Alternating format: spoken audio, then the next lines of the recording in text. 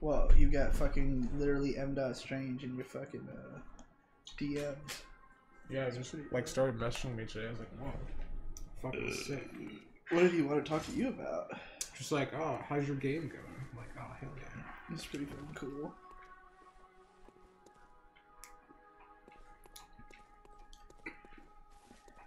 How's his game going? It's pretty fucking lit, dude. It's like all 3D and real and insanely good looking. I'm like, yes. I need this to be a thing. I remember the trailer. It was pretty fucking cool.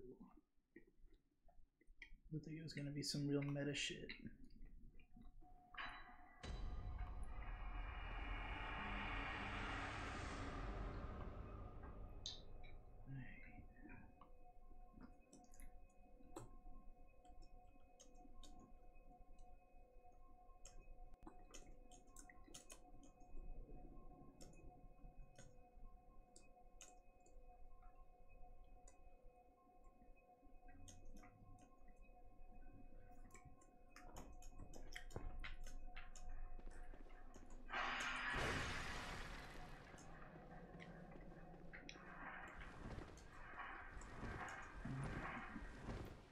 Making the tweet.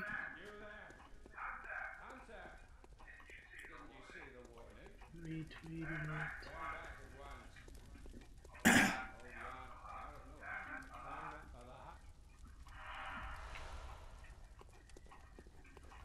Retweeting it on your account as well.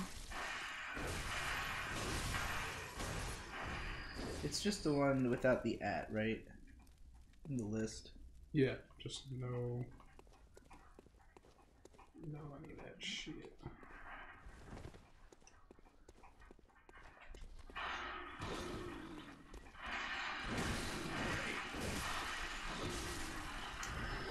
People are here. That's excellent. This shit is loud though. We should turn it down. It's true. Is there a remote around? The remote has been gone for months, and we'll probably find it at some point in the next couple days. I can only hope. That would be nice. It's probably in this couch or something. Yeah. If you happen to know anybody who would want this or the other couch, they can have it, because we're not taking these couches. They are garbage. Alright. Why is this the season finale? Because we're about to move, and Tom is not going to be able to come with us, at least immediately. Correct. We have no idea when or how it could be possible, but I assume Tom's going to go back to his parents' place since he is broken. Yeah, I gotta like keep getting all this medical shit done, so I'm all tied up in the mass health medical system at this point. Pretty garbaggio, but if you do decide to move down, the house that we've got does have enough space that we could easily house you. Excellent.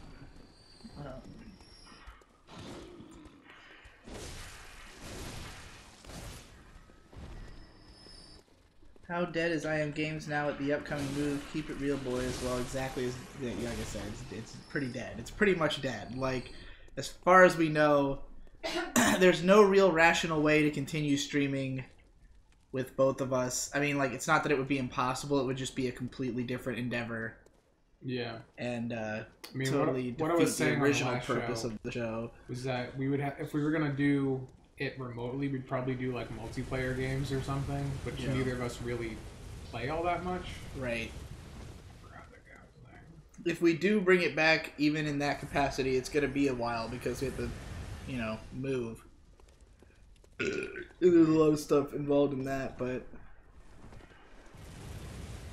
overall, I Am Games never really manifested into a profit venture on such a level that we would feel much incentive to continue doing it.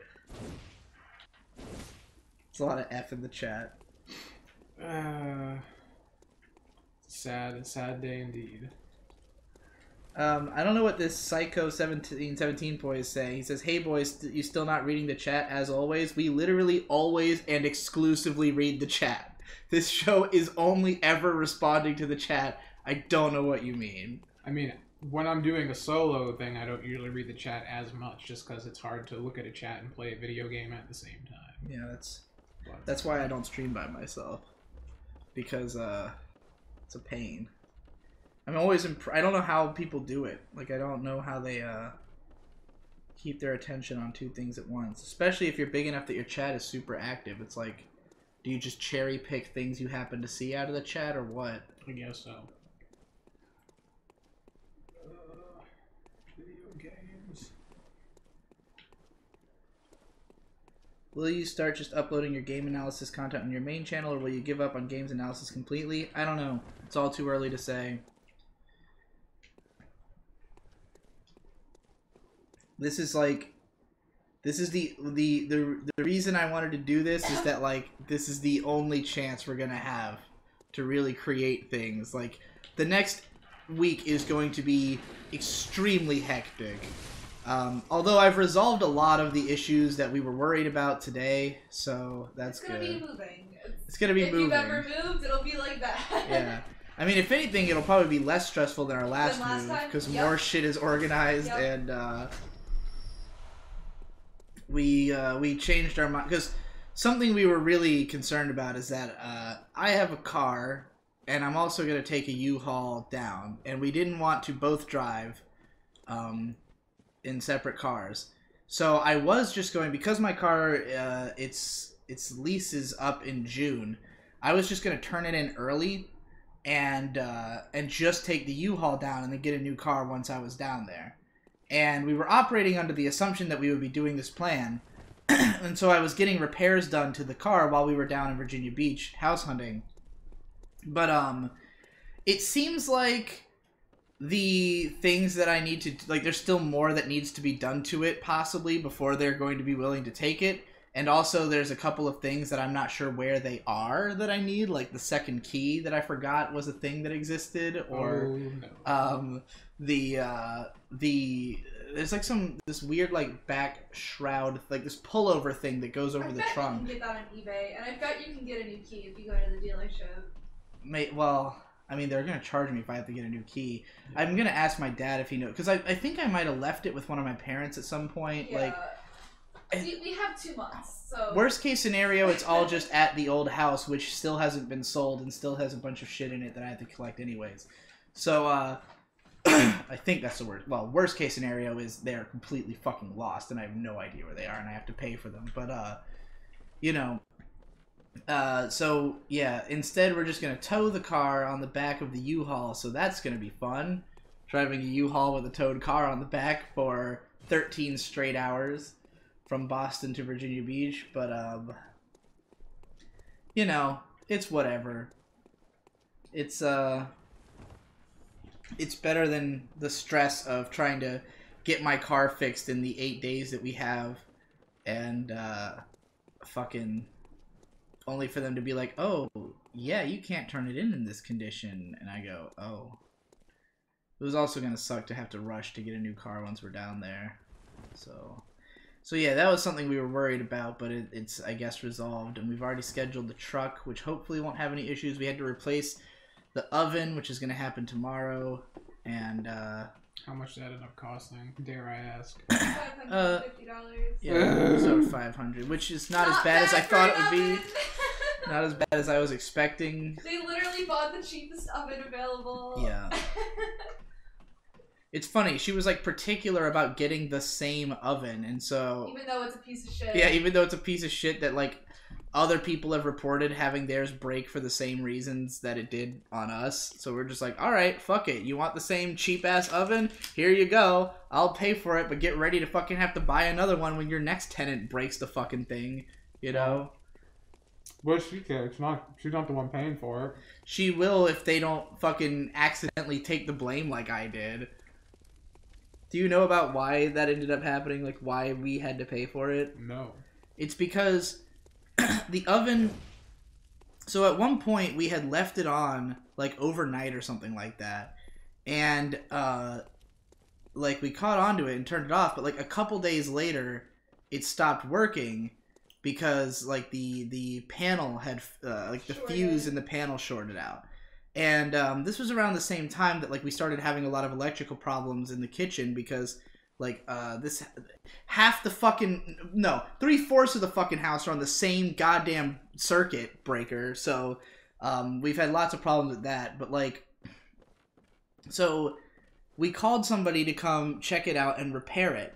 Well, while the repair guy was here, it just so happened that the landlady and her husband were here to, I think they were like getting ready to take out, or they were like looking at the plants on the side of the house that they were going to remove. You remember when we had all that like shrubbery, and they just happened to be here and they saw the repair guy. And so I just kind of, to explain the situation real quick to them, was like, oh yeah, the oven broke, you know, we left it on overnight. Because I was thinking we were about to have it repaired because I was thinking it would be easy and cheap. Then the guy's like, oh yeah, the panel is a $350 part, right, and the service will cost $300. And I was like, well, how much would it cost to just replace the oven? And he's like, $600. So I was like, so it'd be basically the same exact cost. So we just didn't end up doing it. We just got a toaster oven instead, which served us perfectly fine, and we never needed an oven. But because of the fact that I said that we had broken it by leaving it on overnight, the landlady latched onto that and basically is like, oh, you broke the oven, so you have to replace the oven. It's like, it's just as likely that the oven just shorted because it's a piece of shit, since there's tons of people online saying that happened to them, or that it's because of the electrical problems in the house. But, you know, I fucked up because I thought that the situation was going to resolve itself like 5 minutes later and I would not need to worry about this. Well, lesson learned, always have plausible deniability. Yep. I keep going around in circles because I keep thinking that shortcut is open and it's not.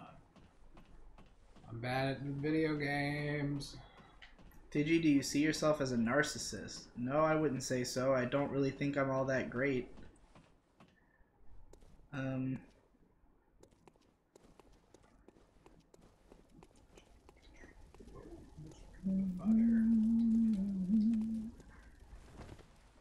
Is this stream the final episode? It's at the very least the season finale. Yeah. Will this show get restored for another season? Only time will tell. Depends on our funding. Wink, wink, nudge, nudge.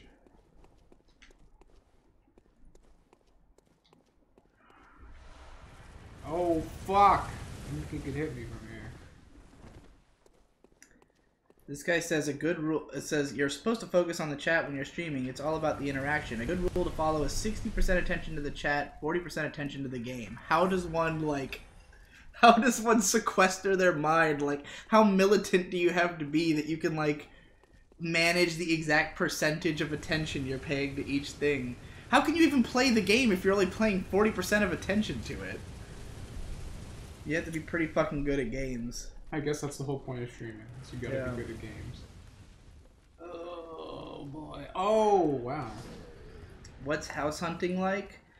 It's basically you look for listings of houses either online or through a real estate agent who will just like tell you what's available. Like, first you have to know what you want. So let's say that you want 2 bedrooms and 2 bathrooms, and you want it to be under a certain price point. So you either use an app or you use a realtor. You tell them what you want, and they tell you what's available. So then you get into contact with whoever is listing the house for sale. So that could either be the owner of the house or a realtor who they're working with to sell it. You contact that person and you say, hey, I saw that you have a house for rent or sale. I want to come check it out. When can I do that? You schedule a time. Usually it's really fast because most of the time these people are trying to turn this shit over as fast as fucking possible, because the longer they have the house vacant, the longer they're just paying for it to be unoccupied, you know. It's just a useless piece of property that's offering them nothing because they don't live there, and they have to pay to, you know, have it. So they're trying to get rid of it as fast as possible. So they'll probably schedule a meeting with you pretty much immediately, if at all. And then you go and meet the person, and they just walk you through the house real quick. You just kind of look at it, make a determination, ask them whatever questions you have. We didn't honestly ask that many questions. It was mostly like anything that's not self-evident. Yeah.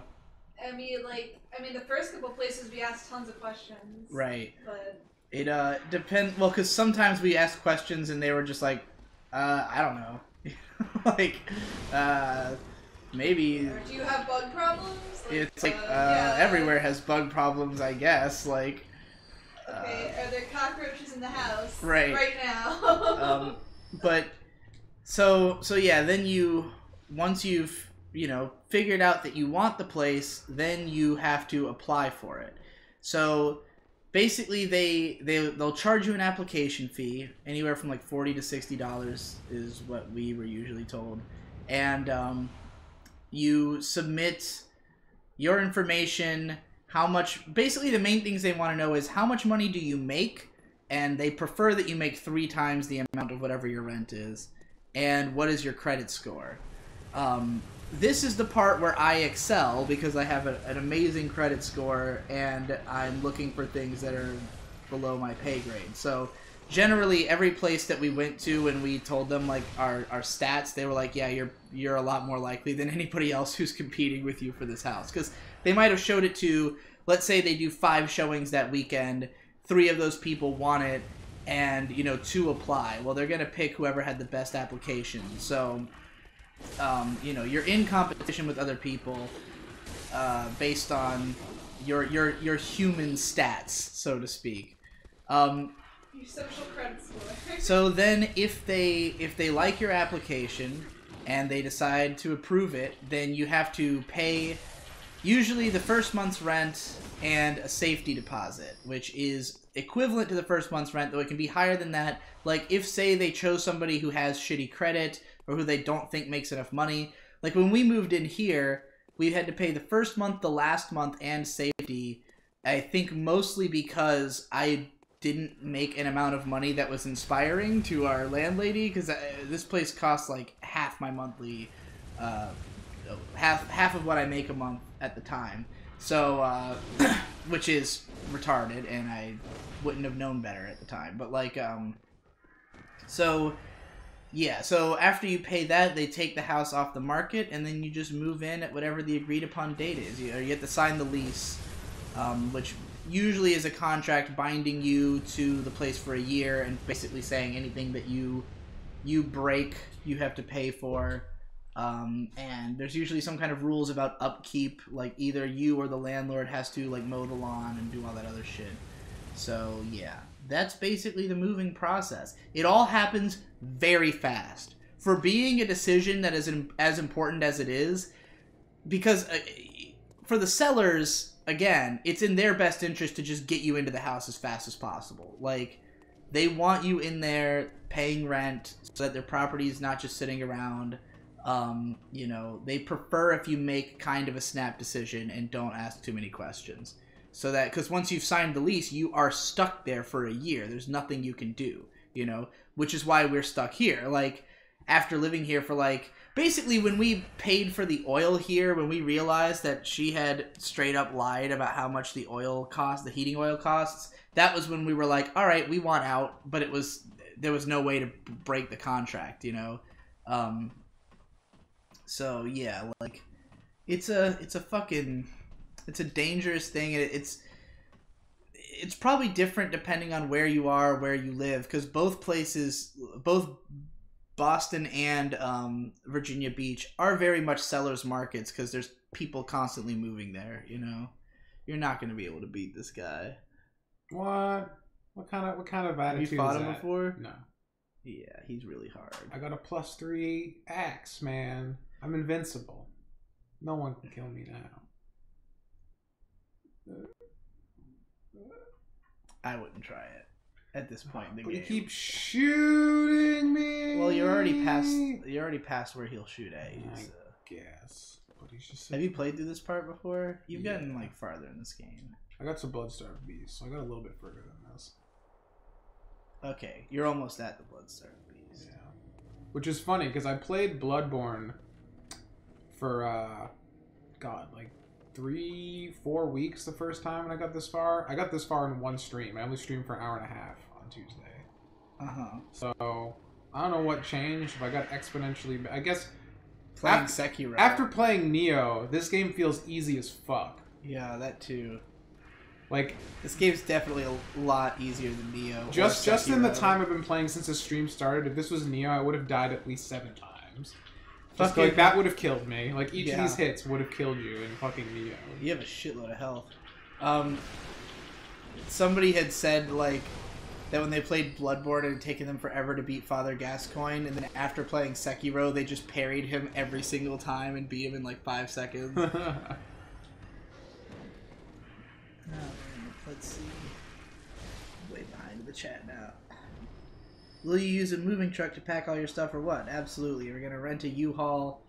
It'll probably cost like well, it'll be definitely over $1,000 to get a U-Haul with the to tow the car, and fucking they make you pay for. They make you turn it in with a full gas tank, and it's easily going to take several rounds of gas just to drive it all the way down. It's a 12-hour drive! Yeah, it's going to be easily $150 in gas on top of the $900 something that it costs just for the rental itself. It was like $950, I think, because we also wanted protection, like a $50 protection plan. I'd be willing to drive your car if it was under 5 hours. It's 13 hours. Yeah, no, it's not. It's a long drive, and I'm really afraid that I've more or less gotten used to doing the extremely long drives, so I'm not too worried about the length of the drive. The fact that it's a U-Haul sucks, but you know, it is what it is. Gotta move. So is this new place like sick as fuck? It's way more new and way nicer looking than this place. It's a 1-story with, I want to say 3 bedrooms? 3 bedrooms, 2 bathrooms. Yeah. A master bathroom, which is right. nice.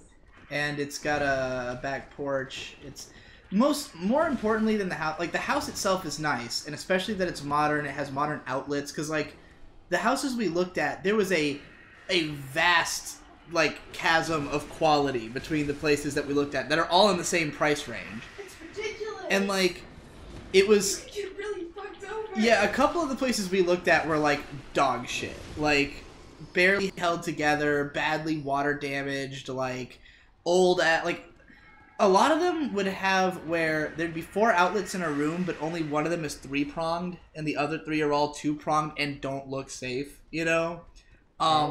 So that was a big concern. Like, there were a couple places that we were like, this would be a good place, except that there's no room that would be a good office because there's only one fucking 3-pronged outlet, and, or, like, the layout would be weird. But, the place we did find was by far the nicest of them all, and the main reason is that it's in a part of town that is...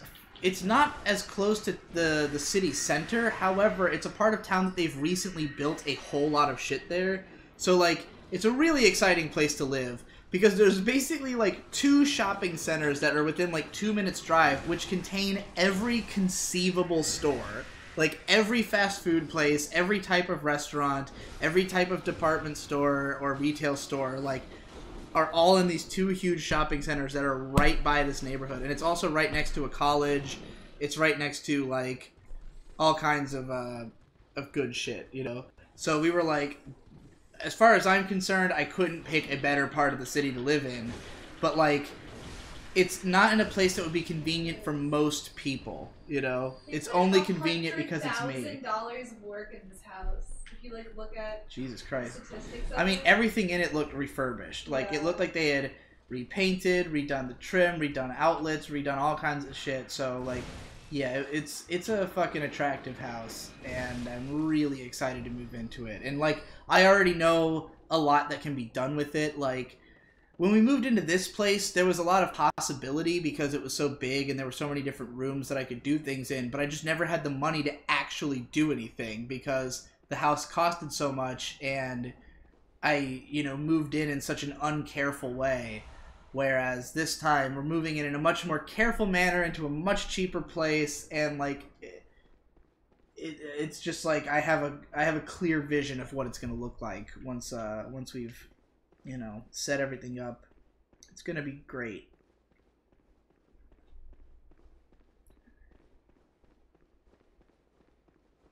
Why would you ever lease a car? Why wouldn't you lease a car? Cars are built with planned obsolescence that lasts about 3 years. Once a car gets more than 3 years old, everything in it starts breaking. And so if you own it, you are responsible to repair all of that. I've had my car for 3 years. Nothing in it has broken at all except for the things I've crashed into. And dude, you remember how my car was like, how like the back frame was like slightly out? Yeah. And like my dad had thought it was going to cost like $900 to fix. It costed $0 to fix, and it was done via karate chop. Shit. We took it to a guy. That was amazing. We took it to like my dad's friend who runs his dealership. Sent us to this dude who was named like Tom the Bumper Guy or something like that, and we go out and he's like working on a bumper on one of the cars, and he comes over to my thing and he looks at it and he goes, "Have you tried hitting it in?" And I go, "No," and he just goes, "Pff, pff, pff," done. It was like watching one of those satisfying video compilations. And then he goes over to the bumper, which was also out, and I hadn't even realized it. And he just, and he was like, "I can't even charge you for that. What a master. Tell your dad I said hi." And I was like, "That is incredible." It was the coolest thing I've ever seen in my life. Literally, and I had that like because that damage had been there for 2 years. When it happened, and my dad told me that it would cost like $1,000 or more to fix, that's been weighing on my mind for two fucking years. I have gray hairs I can attribute directly to that stress, and this motherfucker karate chopped it into place. So here's a pro tip from him to me to all of you. If the clips aren't broken, it can easily be pushed in. So makes sense. If something gets misaligned and it doesn't look like the clips are broken, just jam it back in. Because it's just clipped together, I guess. That's what I've been doing on my car. Like, part of the front always comes, like, undone, but the clips are still there, so I'll just, like, punch it. I'll be like, good enough. I hadn't even thought about it myself. I just thought I was doing it wrong. It was going to make it worse, but now that I know that it's, like, certified technician-approved technique, I'll just continue to do that. Absolutely. How does it keep getting out, though? That's the real question. Probably just from, like, hitting bumps and vibrations and shit like that, you know? Again, if it's almost 3 years old and it's on planned obsolescence, I'm sure like the body's designed to fall apart as well.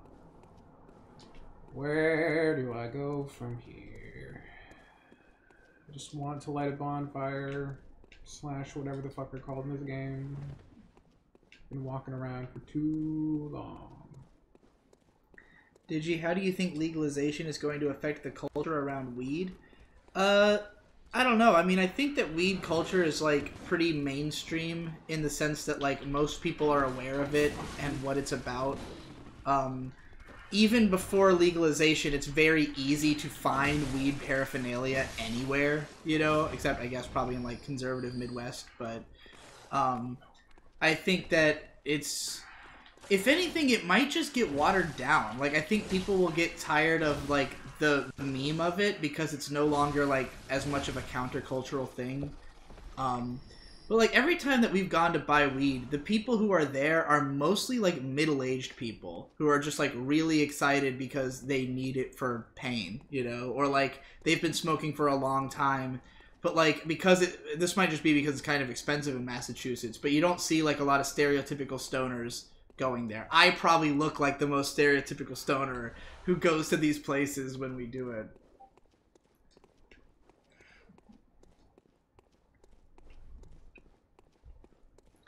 Although I guess also it's probably because, like, if you are a college student, you can way more easily just get weed from some guy on campus than fucking driving out to a store and paying extra.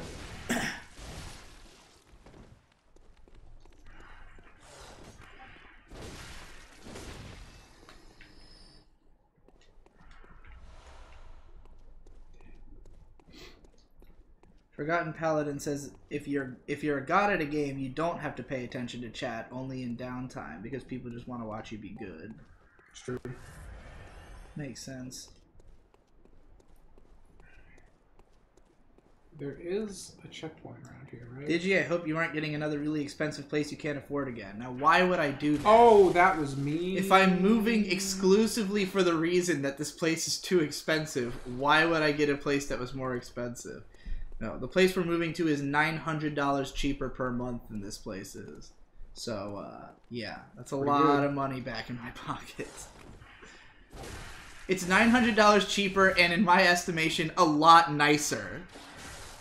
Yeah. Like, this place is an old fall. Like, this place is like decrepit and like, you know, we picked it because we're a couple of cheeky, you know, hipsters who are like, oh well, you know, it's weird, but that's cool. And like, now I'm like, no. It seemed like kind of a mess. That's cool. Yeah. Kind of a mess too. Yeah. Mistake. I mean, let's face the reality. We moved into this place because we were desperate and it's the only acceptable place we found.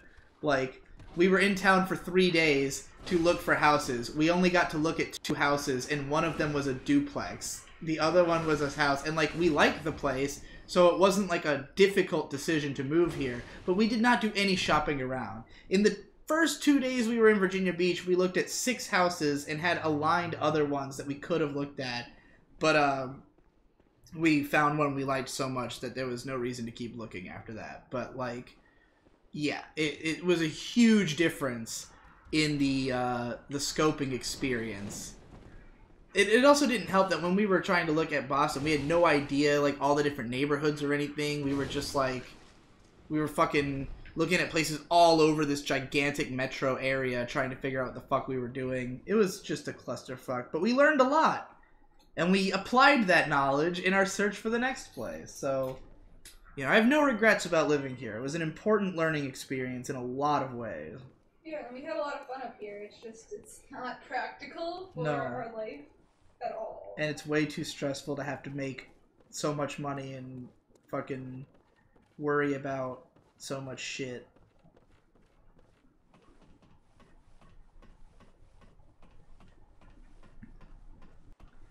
Apparently V has been shitting on me for the past 14 hours for looking unkempt 3 years ago.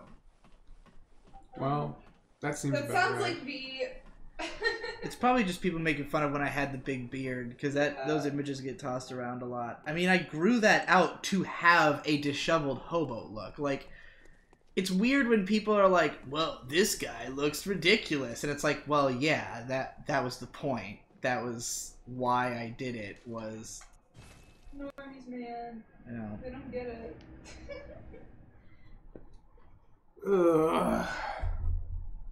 I did it. I opened the shortcut. I feel like accomplished and shit. Soupy Pupper says, I am not a narcissist. Look at how great I am compared to these other plebs. I don't think narcissism is thinking you're better than other people. It's thinking that you're great, right? I guess. Like, I would think that someone who's a narcissist thinks that they themselves are amazing. I don't think that I'm amazing. I just think most people are dog shit. But, like, it's not like a high bar, you know? It's like a really low bar that, like, you shouldn't even be impressed that you can vault the bar of being better than, like, the average person in anything. Which I'm not even better than most people at most things. It's just, like, certain things that I have put a lot of time and effort into crafting my skills at. You know, like, I'm not better than average at... I'm not better than average at any kind of physical activity. Like, I am, if anything, dog shit at all physical activity, you know? So, I don't know. I feel like narcissistic people sit around thinking about how great they are, and that is not something I do. I mostly sit around thinking about how poorly I have done and how badly I fucked up, and how I wish I could be more together, and all the things that are weighing on my mind. You don't grow gray hairs like I do if you're a narcissist.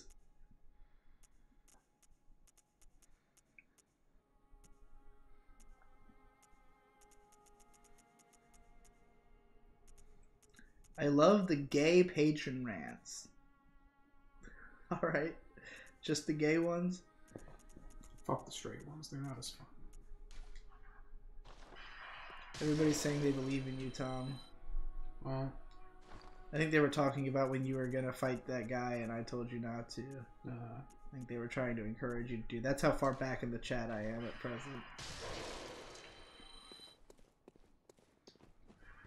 The fuck?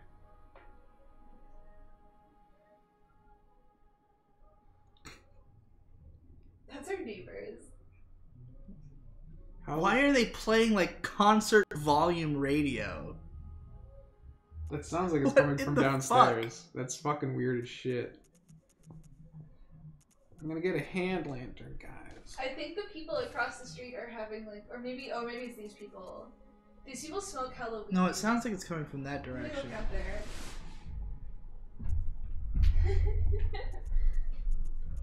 What have they done? I'm gonna check downstairs. The autoplay People on also YouTube. telling me don't dox yourself, which I did come very close to doing when I was describing the area. It's in your office. What is happening? Why is it playing? Oh, I was joking about the autoplay thing, but apparently... How did this happen? Maybe I do have autoplay on for some reason, because sometimes it just comes back on for God knows the fuck why. Farewell, good hunt.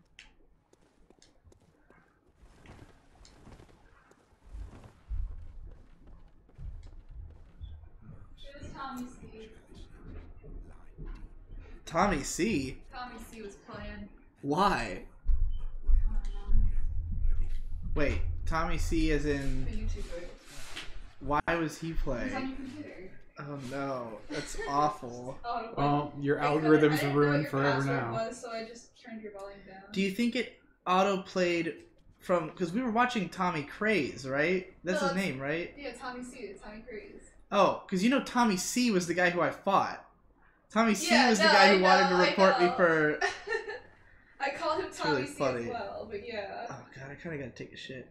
Are we supposed to believe, Digi, that everything on a car breaks in 3 years? I mean, they literally... Look, my dad runs a dealership, alright? I My asked... dad runs a dealership. I told My him, dad. hey, I want to buy a car because it seems like that would be the cheaper, better option. He said, don't do that. They literally design these things to break after 3 years. Like, that's how long it takes before they start breaking down. And everything after that is bullshit. He was like, the best way to do cars is just lease them for 3 years at a time, trade it in and get a new one. There's no reason not to do it that way. And I was like, okay. We also co-signed the lease, and he got me, like, the ridiculous deal. So, like, you know, I drive a fairly nice car for a pretty low price. That's how you want to be. Conrad, I just looked up all the My Neighbor Totoro themed decor available, and there is so many options. Yeah, we should at least, you can just stick to, like, one room can just be the Totoro room. The front room and the kitchen is all Yeah. gonna be Totoro, so... Alright. Just gonna build your shrine. Yeah. Excellent.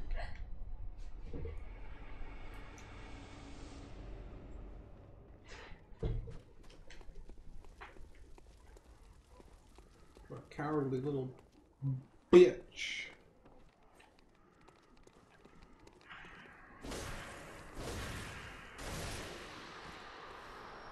Do I think May will enjoy Virginia Beach? Yeah, she's loved I it there love every it. time she's been Oh there. my god, I can go outside. I mean, it was so fucking nice when we were there. Like, the temperature was great. Everything was, like, extremely beautiful. Because there's there's lots of just colorful trees in Virginia Beach. So everywhere you go, it just looks nice and pleasant. It's like just going outside. It's like, yeah. We went to the beach, and it was really fun. Yeah, we did the bang bang. spent a day on the beach. I gotta take a shit real bad. Here you go, Tom. Enjoy. Oh, God. Fucking steak bomb and right through me. About to be another bomb on the way out. I was saying this last stream, but the world of this game is so fucking beautifully designed, how everything just kind of links together. It's too smart. It's too smart for me, man. Too good. Like, I just went through, like, half of, like, a huge fucking expanse, and then there's just a door that links you right back to the beginning, and you open that door, and it's like, now you can just easily come back here. It's like, fucking geniuses and their smart level design.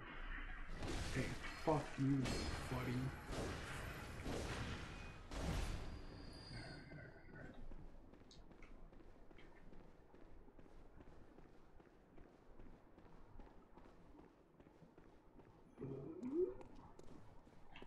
Gary B.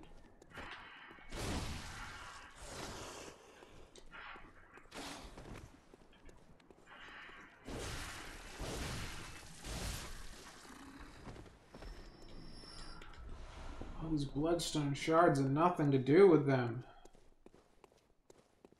There. What's the chat saying? Rip Gecko State. What's your new place gonna be named? The Rainbow Ranch. The Rainbow Ranch. Yeah, we already decided. Alright. But yeah. Sick. The Rainbow Ranch starring my neighbor Digibro. Exactly. You got it.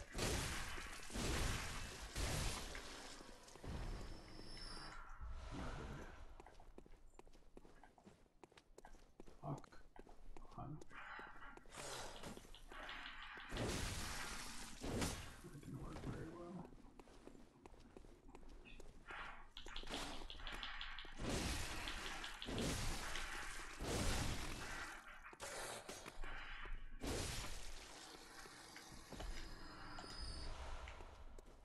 Just wanna play video games. Just wanna play video streams.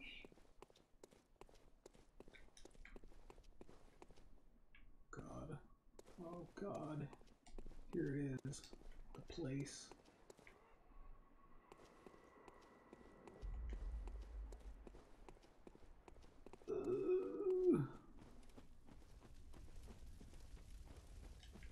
This guy's gonna fuck my shit up.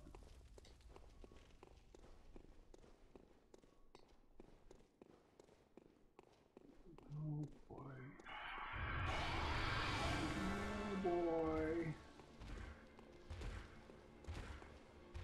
Oh boy.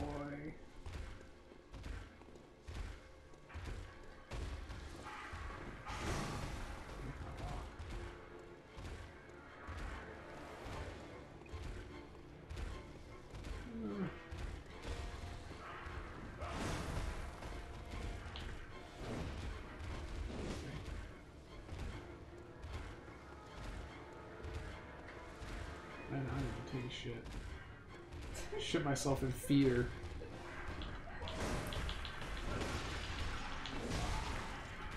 Oh, man.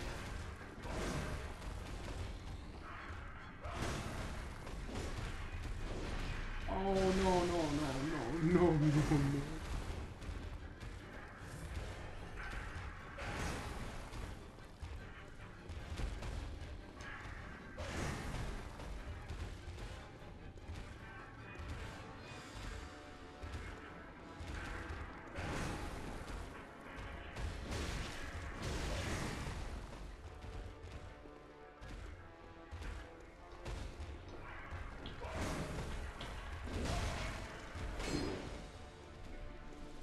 Dear.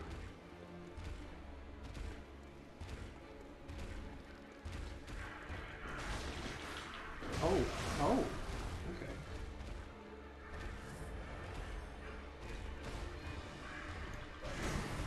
Fuck.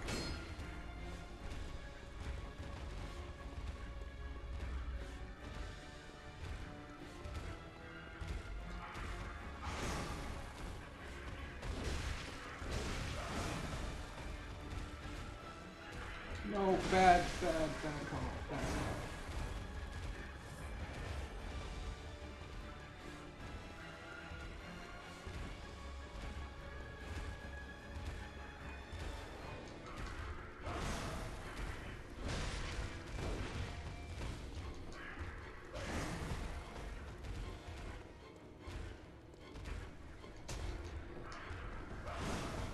Break the lock.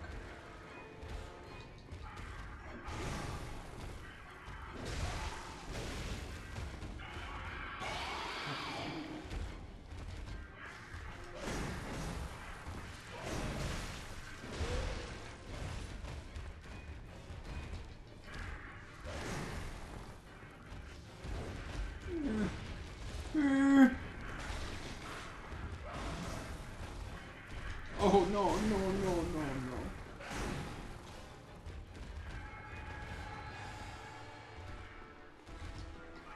Oh. to my soul. Ow. Why?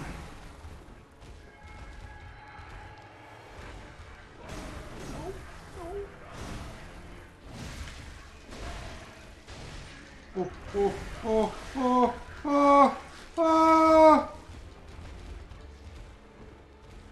Oh no!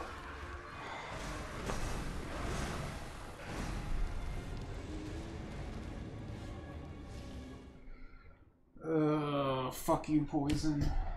You killed me too.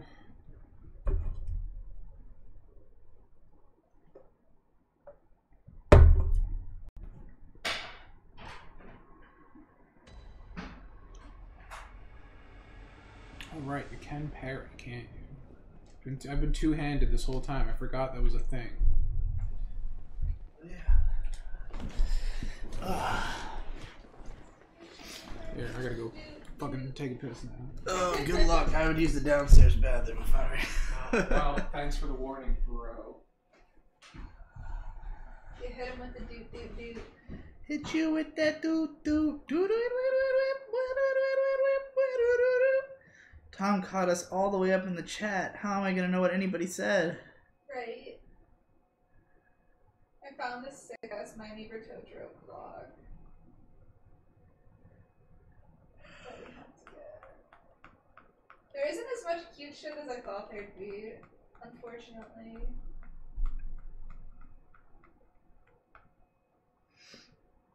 Of Totoro stuff. There's a lot of shit on Etsy, but it's like, I don't know. I don't want like some fucking crappy like stuff, you know? I mean, a lot of stuff on Etsy is a lot better than what you would get normally. It depends on the seller, you know. No, yeah, definitely. But like a lot of it is just like a poster that is framed, that is not official Oh artwork. no, that's terrible. And it's like you can get official art. Like That's, I don't really want that. Name the place the Totoro Estate instead of Gay Ranch. No, It's the Gay Ranch. Sorry, it's guys. the Rainbow Ranch. Rainbow Ranch is fucking sick. You have to get the house painted Oh rainbow. god, look at this bedspread.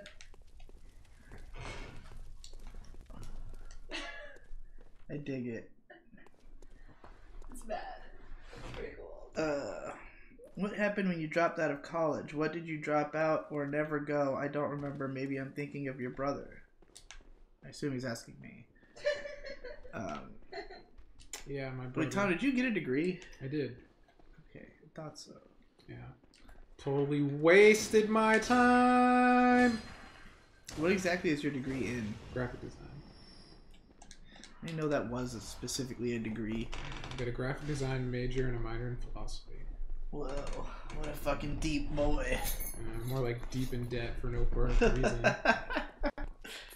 Well played. What happened when I dropped out? I went to the Philippines for a month and didn't go back to college. That's a real education right there. Yeah, well, it was like, I mean, the full story was that I joined doing, when I started, I was doing it was communications, what was the specific course? It was a communications course that basically was like a jack of all trades kind of thing. Like, it was just generally putting you through a bunch of like art and communication classes.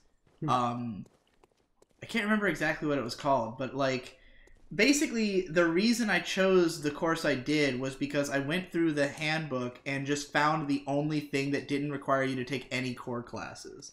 Because that was my one requirement if I was going to go to college. I did not want to take any core classes. I wish I could do that. Yeah. Okay, question completely to sidetrack everything that we're just talking about. What is the point of this little hop? Sometimes you can jump over ledges with it. Or jump over gaps. Summon Alfred. Yeah, he'll help you fight. Batman, Alfred. Batman. I think you're already aware that you don't technically have to fight this guy, right? Yeah. But he's killed me once. Why not summon that Alfred guy to help you? It seems like the bitch way to do things. Well, that's up to you.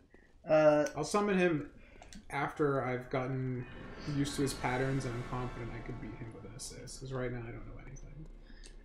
So anyways, have you not, like, fought him before, really? I fought him, like... I first played this game, like, 4 years ago. Right. I haven't played it since, so I don't remember. I can tell you one thing, he is weak to fire. I think you have some kind of item that can distract him.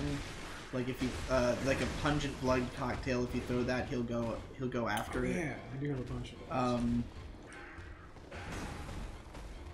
And yeah, it's generally, like, he's just his main annoyance is that he has such a wide fucking, you know, hitbox on his swings. Yeah, and he'll poison you, What a D-bag. It seems like you've been doing the classic Digibro method of putting everything into strength and vitality, though, so I think you're... I'm actually putting a lot of stuff into evasion, or endurance. Oh, yeah? But, yeah, put some into strength. You're doing a lot of damage. Feels good. It's because I got my +3 axe.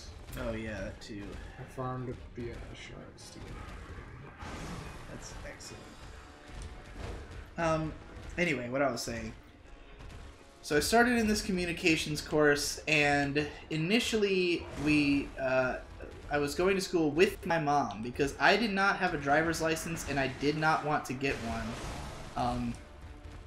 To back up a little, so I graduated.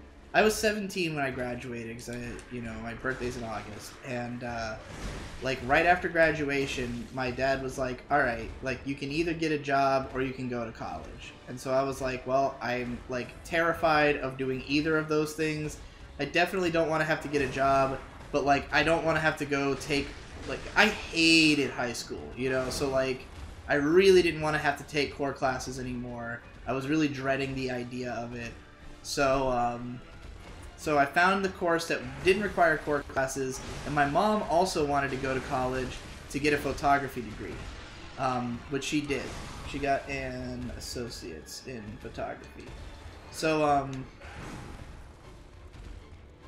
I think she just got an associate's. Yeah, she was gonna go get a bachelor's, but she ended up getting cancer and having to drop out. So yeah, so we were both going to be going to the art school, which was like a separate part, like it had its own building, like a town over. And we just scheduled our classes so that they'd all be on the same day, which meant that each of us had to wait like hours while the other person was in class in between our classes. Right. But this is the extent of my fear of driving and unwillingness to go it alone.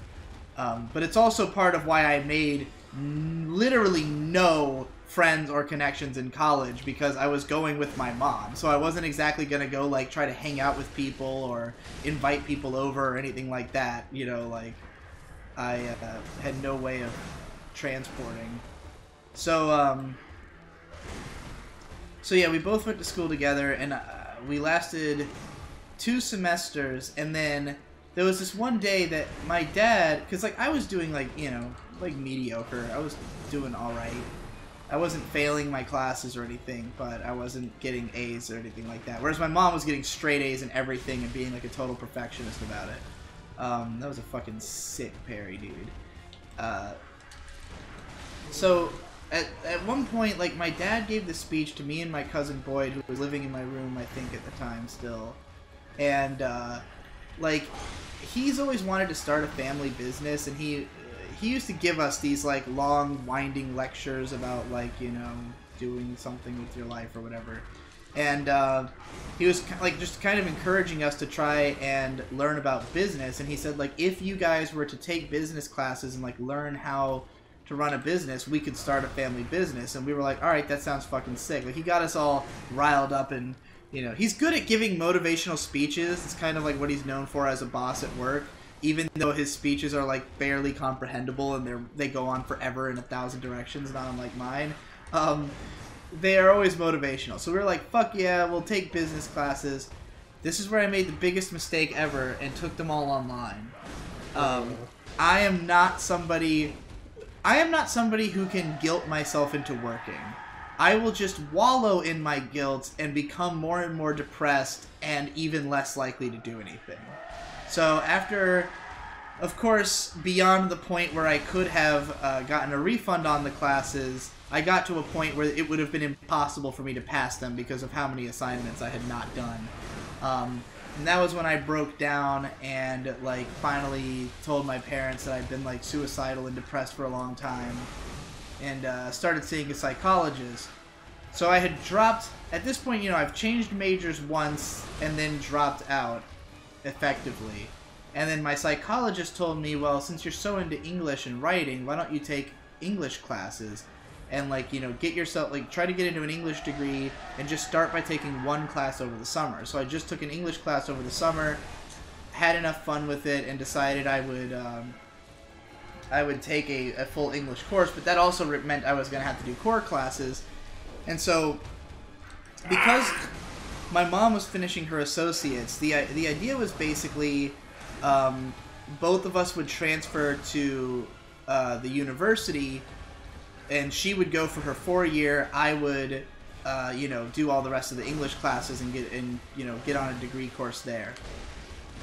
So I took another semester of classes, and whereas my mom got her degree and passed all her classes, I got a D in psychology, even though it was my favorite class, and just decided that, well, I found out that a D was a non-transferable grade. That if you get less than a C, then they call it won't count as a college credit, and I would have had to take the class again. And as soon as I heard that, I went, all right, I'm not going to be good enough for college. Like, there's no reason for me to keep doing this. I clearly do not have what it takes, because, like, I loved this class. Like, everything I learned in it I thought was super interesting. But the thing is that the tests, like, what we learned in class was always interesting, but the tests would always be about specific information from the book that we were supposed to read at home, and I would never read the book at home. So every time we took the test, I would get everything wrong, because it was all about, like knowing names of specific people who, like, made these discoveries and shit, which we had not gone over in class at all. So, so that's why I got a D. And then, like, yeah, after that, dude, you fucking destroyed that guy. That was really impressive. I didn't want to say anything because I didn't want to jinx it, but that was incredibly impressive. Neo made me good. It's the way you just kind of stayed back from him and, like, just, you had, like, a total tab on all his movements. Don't want to die. It was a sexy fucking run. I don't think I could do that. I'm glad it was recorded for all of time. Yeah. Everybody's saying big cum. The last big cum. I officially did more in 3 hours than I did the last 3 weeks I played this game. I guess what you call getting good. I guess I've done it, guys.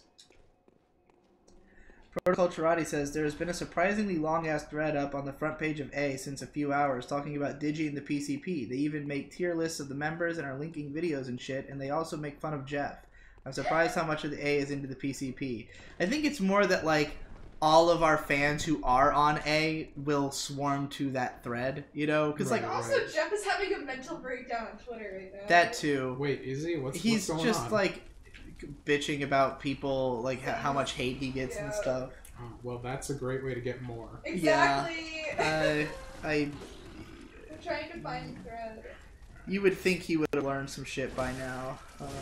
He posts, like, a long-ass thread basically whinging about the fact that people are bullying him on the internet, which I don't know what he's thinking. I hate to tell you, dude, but that's called being on the internet. Yeah, exactly. Having people hate you. Well, especially if you're gonna have the personality you have on the internet. Like, you literally invite this with your attitude, and I know because I do it too. And, like, I fight with the people who attack me, but I'm not emotionally hurt by this. I'm doing it on purpose.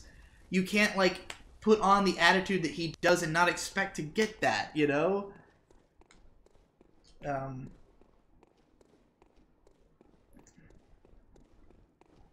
don't know.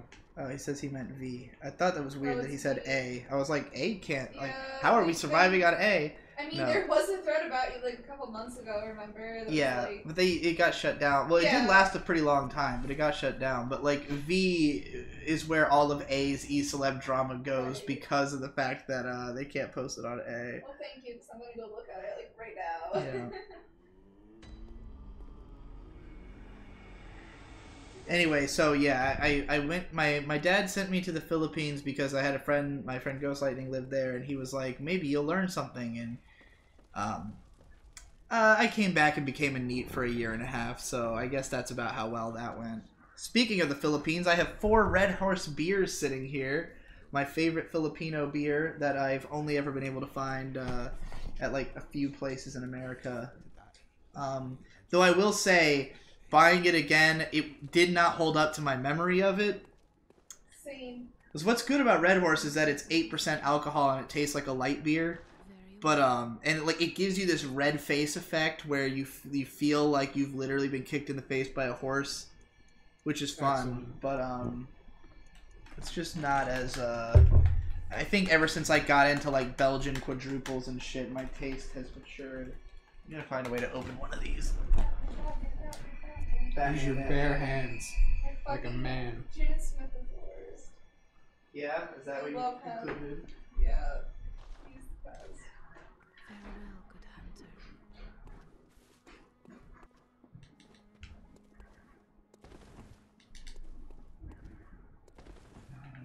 Killed some bitches. Feels good.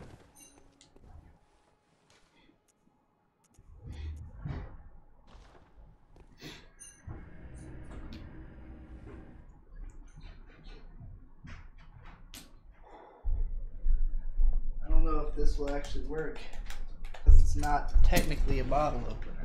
I mean, it is a bottle opener, but it's a wine opener. Look how fucking gaudy this thing is. Yeah, that's Look at this I'm fucking sorry, I bought it! thing. I love it. I got Hey, it at icing. it worked. You got this at icing? Yeah. The only thing I've ever bought there that I didn't immediately regret because it didn't break. Whew. Hell yeah. That one's better than the first one I had. Maybe I had a skunked one or something. Hey. Feels good as fuck. I did do an alcohol on Sundays on Red Horse, didn't Yeah. I? That's right.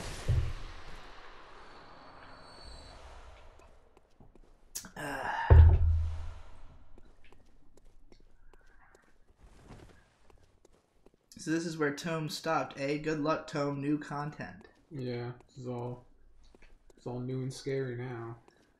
I mean, you've already cleared out new whatever. What is this place called again?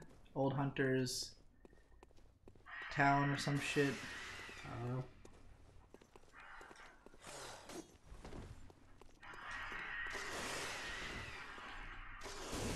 Oh Jesus! Have you had any Czech beers? Wasn't that one beer I had in that one video, Czech beer, baby? Do you remember that Duvel or whatever it was? What was the beer I got at the International Grocery at the Asian place? But it was The from... Trappist beer? No, it was like a... Oh! It was just some weird Yeah. beer that I picked up because it was cheap, and it was from one of those European Germanic nations.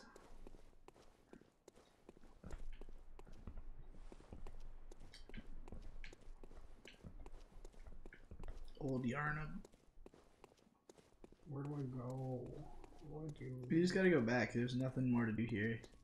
Oh, okay. Killing the Bloodstarved Beast was just to get that chalice so that you could open up the first chalice dungeon. Did I get a chalice? I don't remember picking one up. I think it would have been behind the thing. That or you got it from killing him. I don't remember which. Just behind the thing was just more antidotes. I think you got it just from killing the boss. Most people don't give a shit about the chalice dungeons. They're basically just like bonus content for if you can't stop, won't stop playing Bloodborne. Hey, maybe this will be the run when I finally get into it for real. You're doing really well. Definitely seems like Neo taught you all the important lessons. I guess so. Plus, you fucking seem kind of like OP, which is good.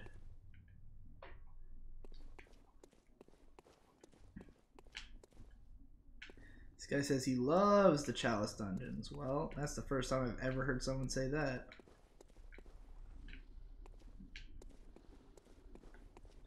I'm guessing you're reading the V thread right now. I haven't heard of that. Oh, it says it has me as the thumbnail and some video game question. It was linked in IM Games. I was looking through it earlier. I could not find it easily. I'll just look at IM Games. It might not be on the front page anymore. It's been up for a while. Ow. Fuck. Ow, I scratched my cheek because it itched, but it was a pimple and I tore it. Oh, yeah, your God. pimple. Do you want me to give you some cream? Ow, sure. I hurt myself. Oh, Jesus. Today. Oh, boy. Czech is a Slavic nation. You not remembering means it wasn't Czech, because our beer is the fucking best. Get on it. Okay. I'll take your word for it. Do you think this is easier than Dark Souls? I would say this game is harder than Dark Souls, but it really depends on what you are good at. It's just that this game tasks you to be more like Twitch reflex skilled as opposed to being able to like bulldoze through it through leveling. So I'd say it's a little harder. It's also more linear, so there's less like options for getting more powerful. I don't know. It's hard for me to say because I've only beat this game once, and it was the first one I did out of all the Souls games. So I don't know how much of it is that this game helped me develop the skills to beat the other ones more easily. But this game had taken me like 31 hours, and all the other games took like 20, 25.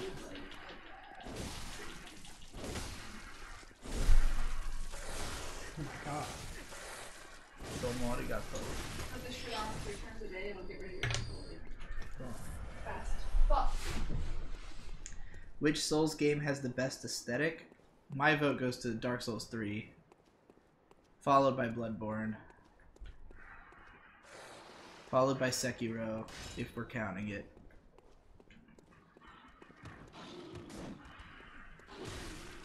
And then Demon Souls, and then Dark Souls.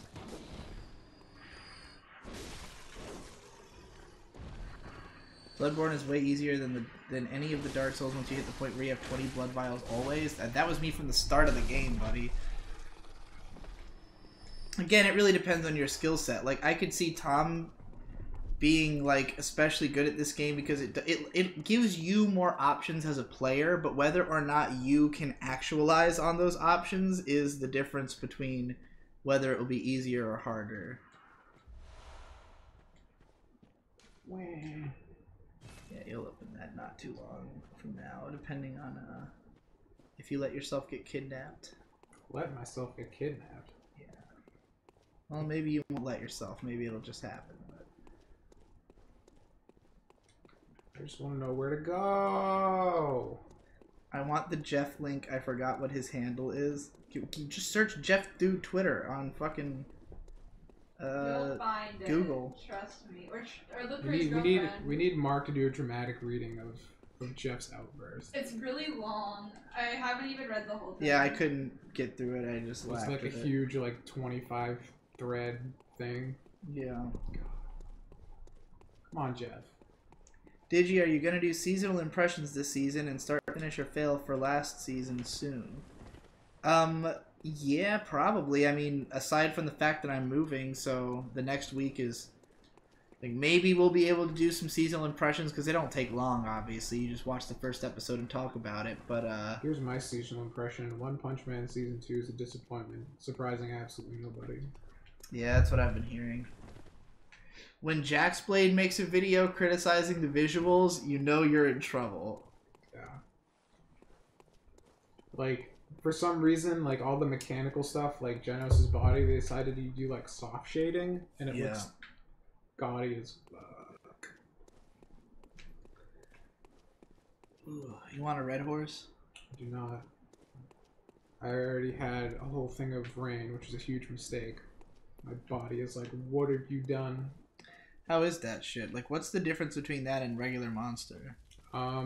This has no calories or carbs or any of that shit, and I think it's just designed to be more of a supplement than just a drink. It's like harder core, And I don't understand. I mean, there's already Monster Zero. What the hell could they have added to it? well, the reason they have rain in the first place is because there's that thing Bang, which is Right. like makes claims that it'll reverse retardation. Right. Oh no, there's a dude! What the fuck? Oh god, I gotta put this down. Yeah, but they just made this in response to that. They're trying to get that guy's market, I suppose. I mean, are they just like claiming it does the same things as Bang does? I don't think like... they're making the claims because Monster's a bigger company and probably would get fucked. But it just has like the same things. It has like the increased concentration, reduced fatigue, vitamins, branch chain amino acids, and all that shit. I don't fucking know, dude. I'm not a bodybuilder. It's what these things are designed for. Seems like a load of bullshit.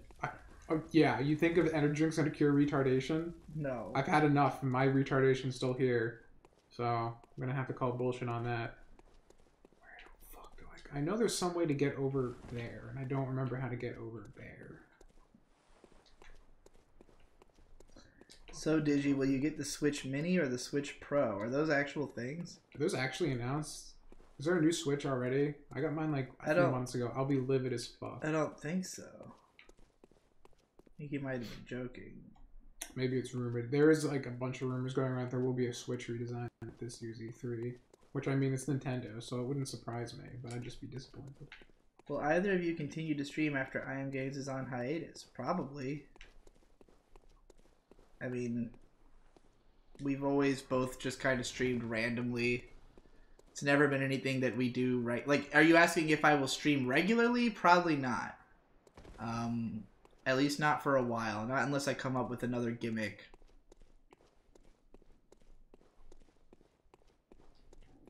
But, like, the main reason that I even wanted to do regular streams is that Tom was here to do them with. And that, you know, we could do this setup of one person plays games, one person reads chat. Which was originally for the purpose of making videos about the games that we played, but that ended up being a clusterfuck. Everything about I Am Games ended up being a clusterfuck, basically. It never quite materialized in the way that I anticipated, but it was like it's just that just successful enough and just fun enough to do that we couldn't stop ourselves. Yeah, it's like one of those things where it's like, yeah, we probably could have made it work, but we would have had to dedicate way more time to it. Right, and neither of us was willing to do that or necessarily able to do that. I also think it's mostly just an excuse for me and Tom to spend some time together, because we really don't spend that much time together outside of doing this. Like, yeah, as soon as this is over, it's usually just like, all right, bye. Yeah, like I'm usually just go right back to whatever I was working on beforehand. Because like oftentimes it'll be like, you know, I'm in the middle of working on a video, Tom's in the middle of working on a 3D model, 6 o'clock rolls around and we go, ah shit, we gotta set up for I Am Games. And then we do it for a couple hours, and then I go back downstairs and continue working on the video. Tom assumably goes back to working on his 3D model. Yeah. And that's how the world is. Yeah. Like sometimes we might go somewhere or do something, but we haven't done that as much lately because we've been... Like, I've been so hunkered down about the fact that I'm going to move soon that, like, all I've been doing is, like, working on Patreon rewards and finish or fail and, like, just trying to make as much money as possible to be ready for the move, which has paid off because I have a lot of extra money for the move, and it's been greasing the wheels of this thing a lot better, you know? Like, if I had had the amount of money that I would have had I not increased the revenue at this time, I would be a lot more stressed about the move. But as it stands, I feel really confident.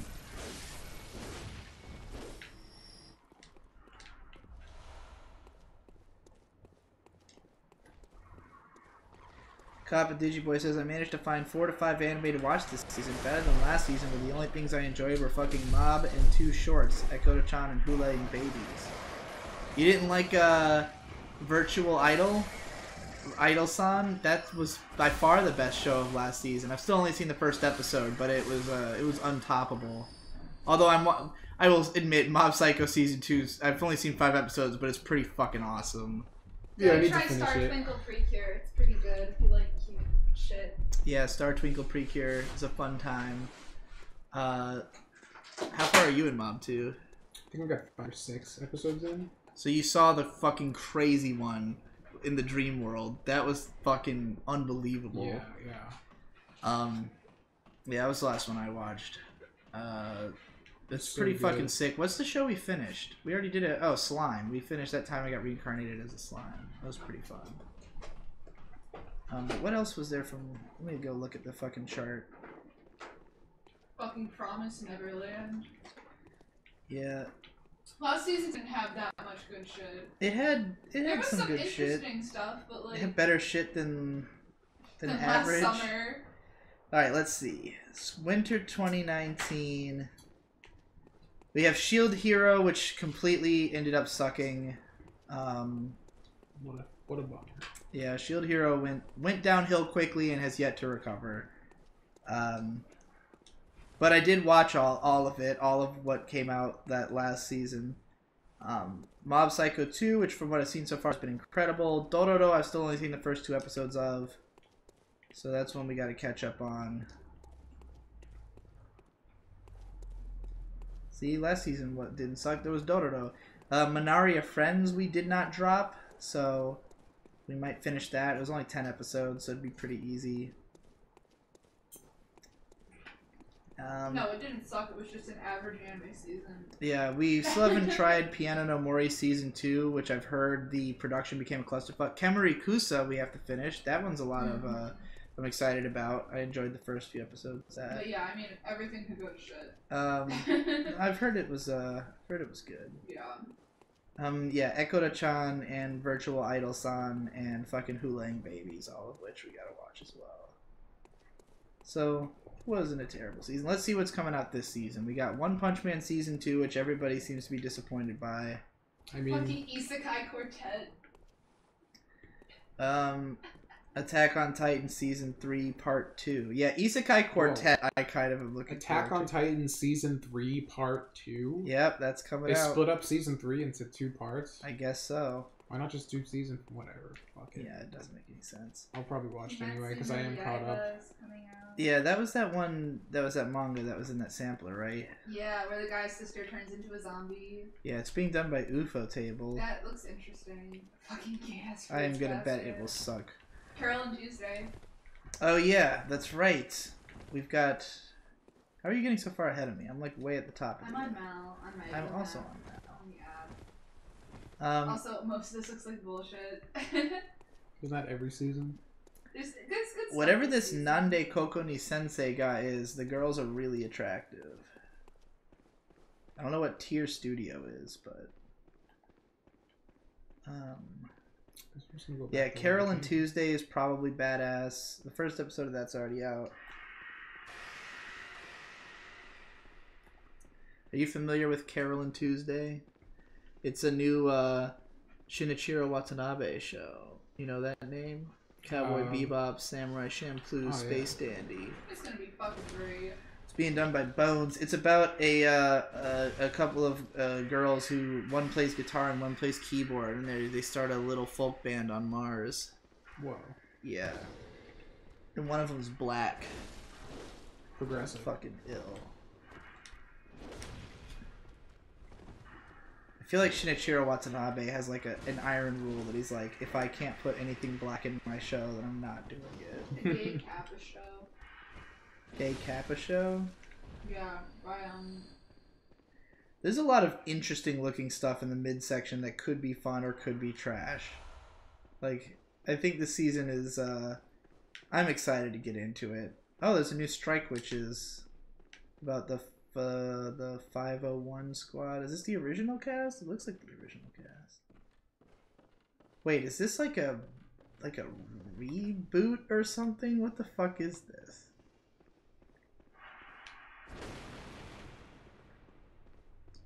Man, anime, am I right?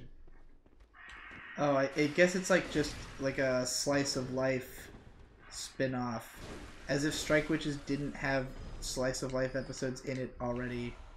Oh yeah, there's a new adaptation of a Mitsuru Adachi manga, the guy who made Touch and lots of other classic sports series. There's a lot of fucking shit coming out this season. I don't know, I'm kind of excited. I think there's a lot of stuff that looks like it could be There's fun. that Ikuhara. Oh yeah, Ikuhara's That's the new one I was show. saying, the Gay Kappa. Sarazan Mai. Yeah, that will be. It looks I'm excited about interesting that. and gay. I'm excited. That's all I need to hear.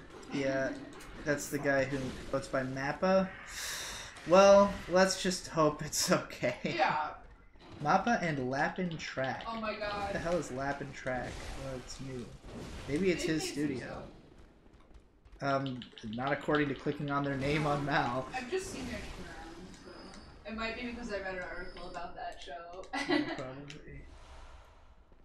What about the Ultraman anime that came out on Netflix? Oh, the fuck. We watched a couple. Have you heard about this new Ultraman show? I have the first 2 volumes of the manga it's based on. Is it any good? I mean, it kind of was slow to start, so I don't know if it was going to get better. Is that the one that that dude sent you? No. Didn't somebody send you like a Japanese copy of an Ultraman manga or something? Or It was was it Kamen Rider? Rider. But it looked very similar to that. Yeah. Well, It the was anime is pretty terrible.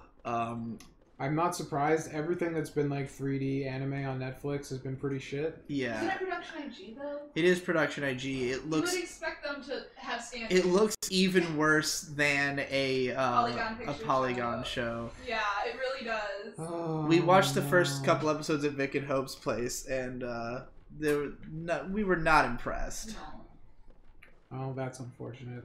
Because lore-wise, it's pretty cool. They bring back Hayato and everything, which is kind of cool. The OG Ultraman. It's very gone. I'm mad. I just want cool shit. Original. It looks kind of shit though. It's kind of like fucked up that the most exciting like kaiju related thing that I'm excited for right now is the American Godzilla movie because it looks insanely good. Yeah. Do you think it'll be good? I'm really hoping. Like the trailers have me at this point that even if the movie blows balls, the monster fights are going to be sick, and that's all I go to these movies for anyway. It's still Gareth Evans directing it, right? No, it's a different guy. Oh. And he's like an actual Godzilla fan. He's like, yeah, I've loved Godzilla forever. Why was Gareth Evans not a Godzilla fan? Not as much as this guy. This guy like knows his shit. What's it called? Godzilla King of the Monsters. Bringing back the old title, eh? There's a fucking guy up here. Forgot. I don't know who you are, man. I don't know why you're here. Michael Doherty. What has he made? Whoa. He looks like he's got a lot of energy. Oh, this is the guy who made Krampus and Trick or Treat? Oh, shit. Fascinating. Those are like Victor's 2 favorite movies. Well, Trick or Treat in particular is his favorite. One of his favorite movies.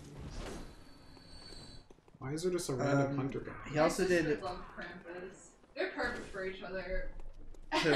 My sister and your brother. They're BFFs. I don't know about that. It's like not a good place to fight in. I don't want to get shot with a machine gun either.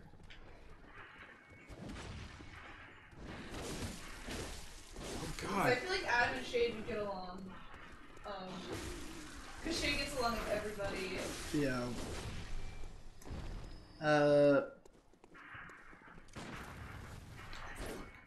Shout out to Sandalwood RK for saying Virtual Son is the shit. Agreed. Okay.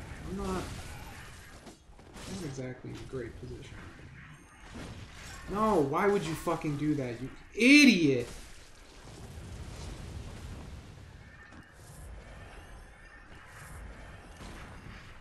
Fuck. Digi, do you think Sekiro addresses some of Matthew Matosas' problems he outlined in his Demon Souls video? I don't remember it well enough. It's been a long time. Don't skip Kimetsu no Yaiba for fuck's sake. I mean, I try everything.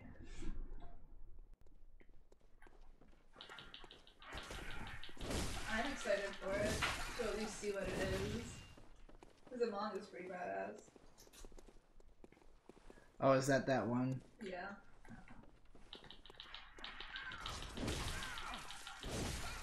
Damn, I keep missing that last hit. Come on, buddy. I have not read any of Kimetsu no Yaiba, but Mark read the first chapter of it, I think, in this Viz sampler. Damn, you fucked that guy up. I don't know why he even was fighting me in the first place. Well, he's just always down here, ready to fight. What brought you back here? I don't know where to go. This is why I stopped playing Bloodborne last time. You gotta go back to the cathedral where you remember where you like met the dude who was like, bring people back here. Yeah. You want to go back there? Oh, it's a long way to go. Basically, in that, not really. Oh my fucking god! This goddamn machine gun can suck my dick. The guy or the. By beating the Blood-Starved Beast, you opened up this one gate that would have been, like, this gigantic gate that would have been closed before, that otherwise you had to use, like, 10,000 souls to open. Okay. I have 10,000 right now anyway, so... Yeah, but you already beat him, so it don't matter. Alright, so I just want to keep going back to the beginning. Apparently the Kamen Rider manga had the same artist as the Ultra Animal, which, yeah, it looks very similar to the aesthetic of it. Oh, wow.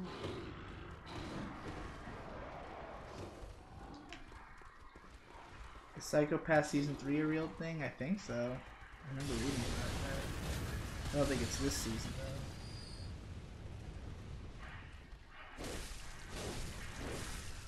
Unstable Hedonist says there are like 2 studios you can trust to be visually good, KyoAni and Bones. Anything else is a gamble, even if they have a better rate than most. Is even Bones 100%? I feel like they've made some bad looking shows. Maybe, I don't know. Let me look it up. I don't know if they have recently. But Studio Bones, like, a lot of the bigger studios are not really one studio. They're like a bunch of smaller studios that are like a conglomerate. Someone did a real extensive breakdown of them one time. Well, I haven't seen most of these like second seasons of shows that they've made, so it's hard for me to judge those. But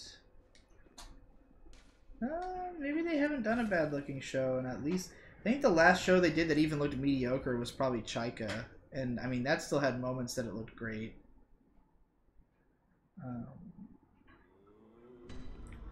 Yeah, I guess Bones is pretty fucking reliable. Sunrise is also pretty fucking reliable, but they are also a whole bunch of different studios.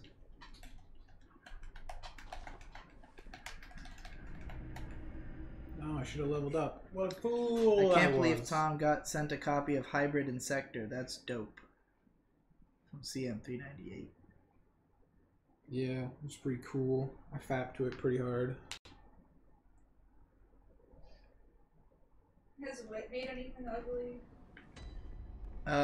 Wit has only made like 3 shows, but I don't think they've... I mean, do you think Owari no Seraph is ugly? That is the question. Yeah. Because, like, the show, I wouldn't say it... I don't know if I'd call it ugly, but yeah, I could see.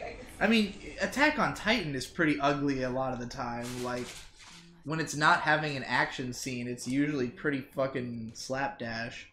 It also had, like, unfinished animation in its first season. I've heard the later seasons have been more consistent, though. Let's see.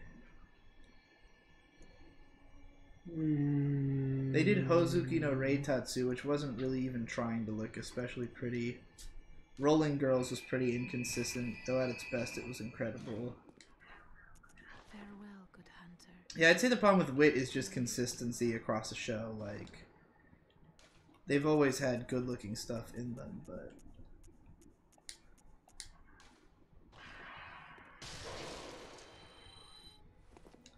Yo, you hear the new Show Me the Body album? Nope. Don't think I've heard them before. Oh.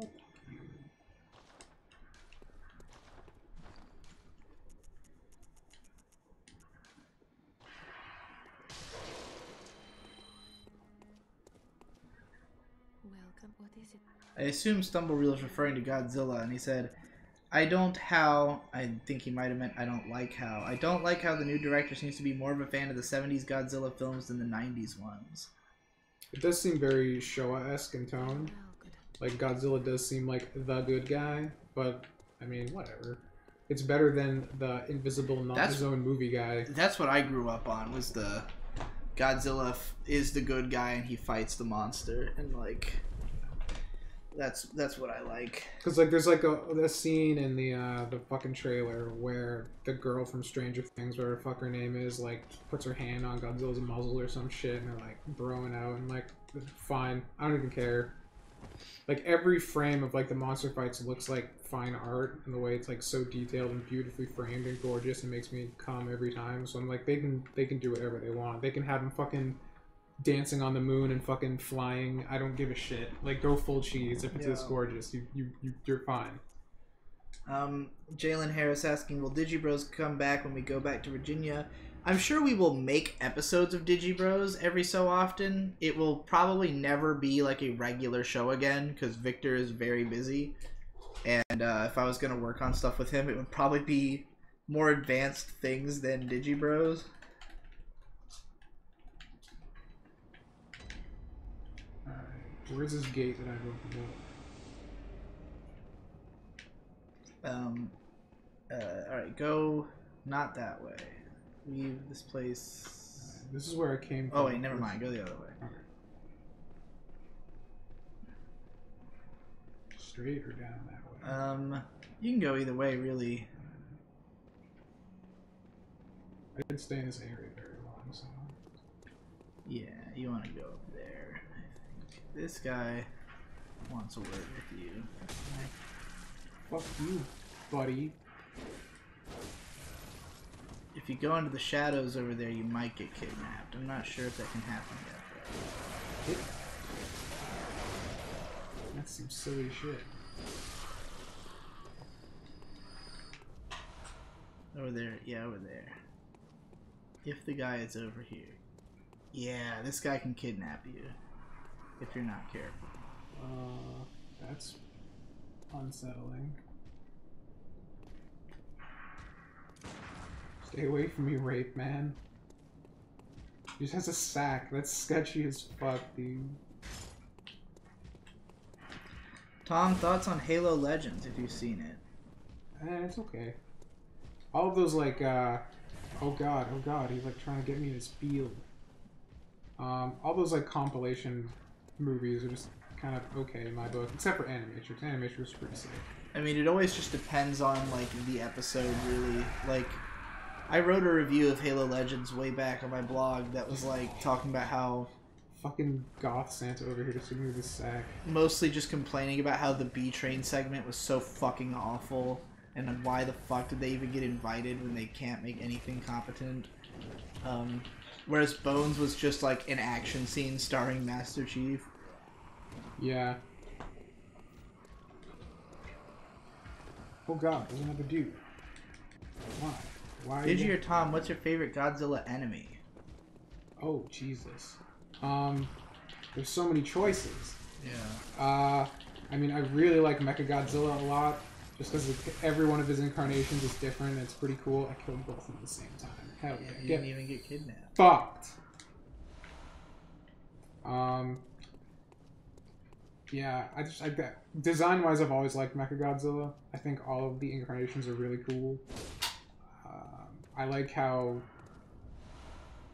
Mechagodzilla as a concept changes with each iteration of the series, kind of reflects something different. Like in the 70s, it's just like cheesy alien thing. In the 90s, it's made by humans to try and like fend off this force of nature. And then in like the 2000s one, it's like they build Mechagodzilla on top of the bones of the original Godzilla that was killed in the original movie, but it still like possesses its will, and so it starts rebelling against people and fucking doing crazy shit. Fuck Yeah, dude, it's awesome. I haven't seen either of those other two. I've only seen the original Mechagodzilla. Yeah. With King Seesaw! Seesaw! Yeah. Kind of ruins that movie. King Seesaw is probably the worst Godzilla ally of all time. I don't know, dude. Jet Jaguar. I love Jet Jaguar! He's just Ultraman! You know the story of Jet Jaguar, I'd assume. No, I don't. He's Was he literally just ultra bad? No, what they did is they actually Toho held a contest for a kid to design a monster, and Jet Jaguar is the one that won. That's hilarious. So it's designed by a little kid. Who probably liked Ultraman. I think I probably watched that movie the most as a kid because it was the most like lighthearted fun. Because when I was into Godzilla, I was like 6. So I mean, like, that's when I started. I started watching when I was 5 and just never stopped. Yeah, so like the ones I was the most into were the ones that were just like kind of happy-go-lucky and like more action-focused, you know, like like the fucking weird compilation movie one with the kid dreaming. Godzilla's Revenge. Yeah, Godzilla's Revenge. Fucking Christ. I loved that movie because, like, Godzilla told me I gotta learn to fight my own battles. Like, the thing is, as a kid, I never understood the story in any of them. Like, I would totally tune out through all the, like, the technobabble and shit. So, like, the Megalon movie and the Godzilla's Revenge movie, neither of them even attempted to have a plot. Like, it was just, like, really simplistic and straightforward, easy to understand, and there was, like, a big fight, you know? It's the game it's supposed to be. But I think as a kid, I remember liking Rodan, but I never saw the movie he was in. I just saw a toy of him and thought it was cool. He was in a couple movies. Actually, fun. The guy who's doing this new movie, he's a bigger fan of Rodan and Godzilla. He's on record saying Rodan never got his due, so Rodan's gonna be a Thank God. beast. Like, I felt the same way my whole life. Like, I always was like... Because... You should have watched the 90s Mechagodzilla movie, because in that movie, Rodan plays a huge part, and he gets a second form called Fire Rodan, where he shoots fire and shit. Then he teams up with Godzilla. It's fucking cool. Like, Mothra was around all the time, and... Mothra's a punk little bitch. The fucking little armadillo guy. What's his name? Anguirus. Yeah, Anguirus and Mothra were, like, around all the time, and Rodan was in, like, what, 2 or 3 or something like that? Yeah, he had his own movie, because, like, originally it was a different franchise, and they kind of, like, spliced him into it at one point. Open the gate, dude. It won't let me. It says closed by device. Oh, well, pull the lever then. Is there a lever here? Probably. I haven't seen a lever. Wait, look over there in that obscure darkness. No? Okay, maybe it has to be open from the other side. Maybe this isn't the way to go yet. Oh, fuck! Well, alright. Well, come that's back here later. Bummer. I thought you could go up there. That's not yet. Go down that other path then.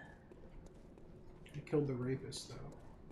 Yeah, I'm actually not sure if, like, it would be a better decision to get kidnapped at this part of the game. Oh. There might be another guy who can do it, but, like, it takes you to this area that you have to basically, like, make an escape. Like, you wake up in a jail cell and you have to, like, escape. It's somewhat difficult. You wake up in Dark Souls. Yeah, basically. It's a somewhat difficult thing, and, like, it's very nerve-wracking if it happens to you, of course. But, you eventually return to that area later in the game, but things are different. So, like... So the only way to experience it the first way is by getting kidnapped. What's with this thing over here? And there's a boss that you can fight early if you do it. Oh, this will kill you, so don't. Why is it there? What is the point? It's an elder god that if you have high enough insight, you can see him. Oh. But also when they release the DLC, that's how you access the DLC, is by letting that thing grab you. But otherwise, it just kills you. Oh, look at him. Yeah, he's a big boy.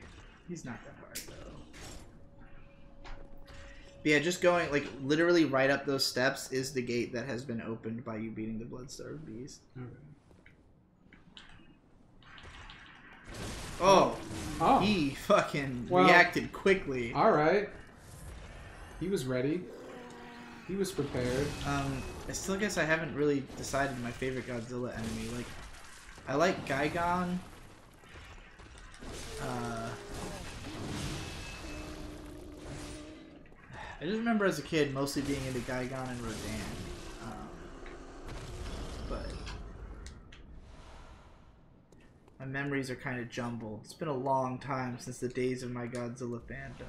Biollante was pretty funny. Biollante is fun. Space Godzilla is also pretty cool. Do you know anything about Biollante, the context in the movie? I mean, he's like a sludge monster, right? Isn't he like made of pollution? Oh no, that's what's his name? Hedorah, the smog monster. Ah. Biolante starts out a monster that's like a big rose, and then it turns into a monster. Right, it's like a Little Shop of Horrors monster or whatever. The plot, the lore thing is some crazy scientist daughter Wait, did died. that not open? Is the gate not open? Only special emblem open. What the fuck? Did I not like pick up this chalice or something? No, the chalice is unrelated. I don't know. I thought you just had to kill the Bloodstarved Beast and it would open that. I must be fucking just My dick's just not big everything enough, wrong. I guess. But yeah, Biolante, this crazy scientist, his daughter is dead, so he combines rose cells with his daughters and Godzilla to try and revive her, but makes a monster instead. If memory serves correctly. Some weird shit. And Godzilla has a fever in the movie. It's like sick. It's very weird. Oh yeah, I remember that. I'm trying to like catch up in the chat to see if anybody's telling us what we have to do right here. Need to go back to the church and turn left. The door opens by killing Bloodstarved Beast is inside Cathedral or next to... We already did that. Oh, it must have been a different door that gets opened by... Oh Jesus, everybody wants me dead!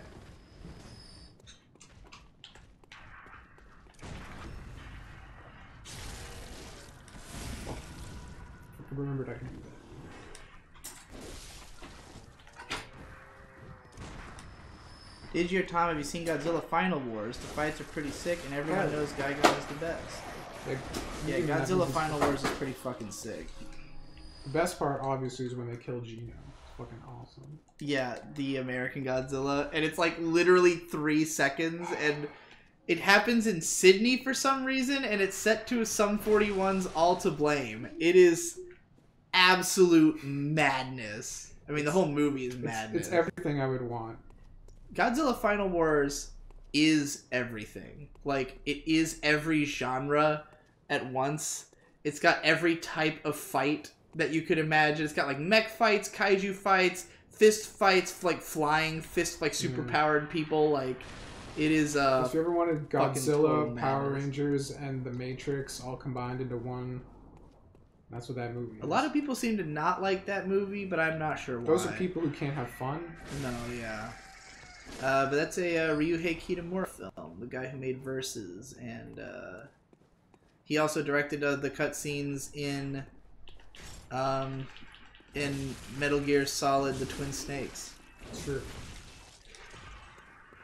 which nobody seems to like, but whatever. They do change the tone of the game a little bit.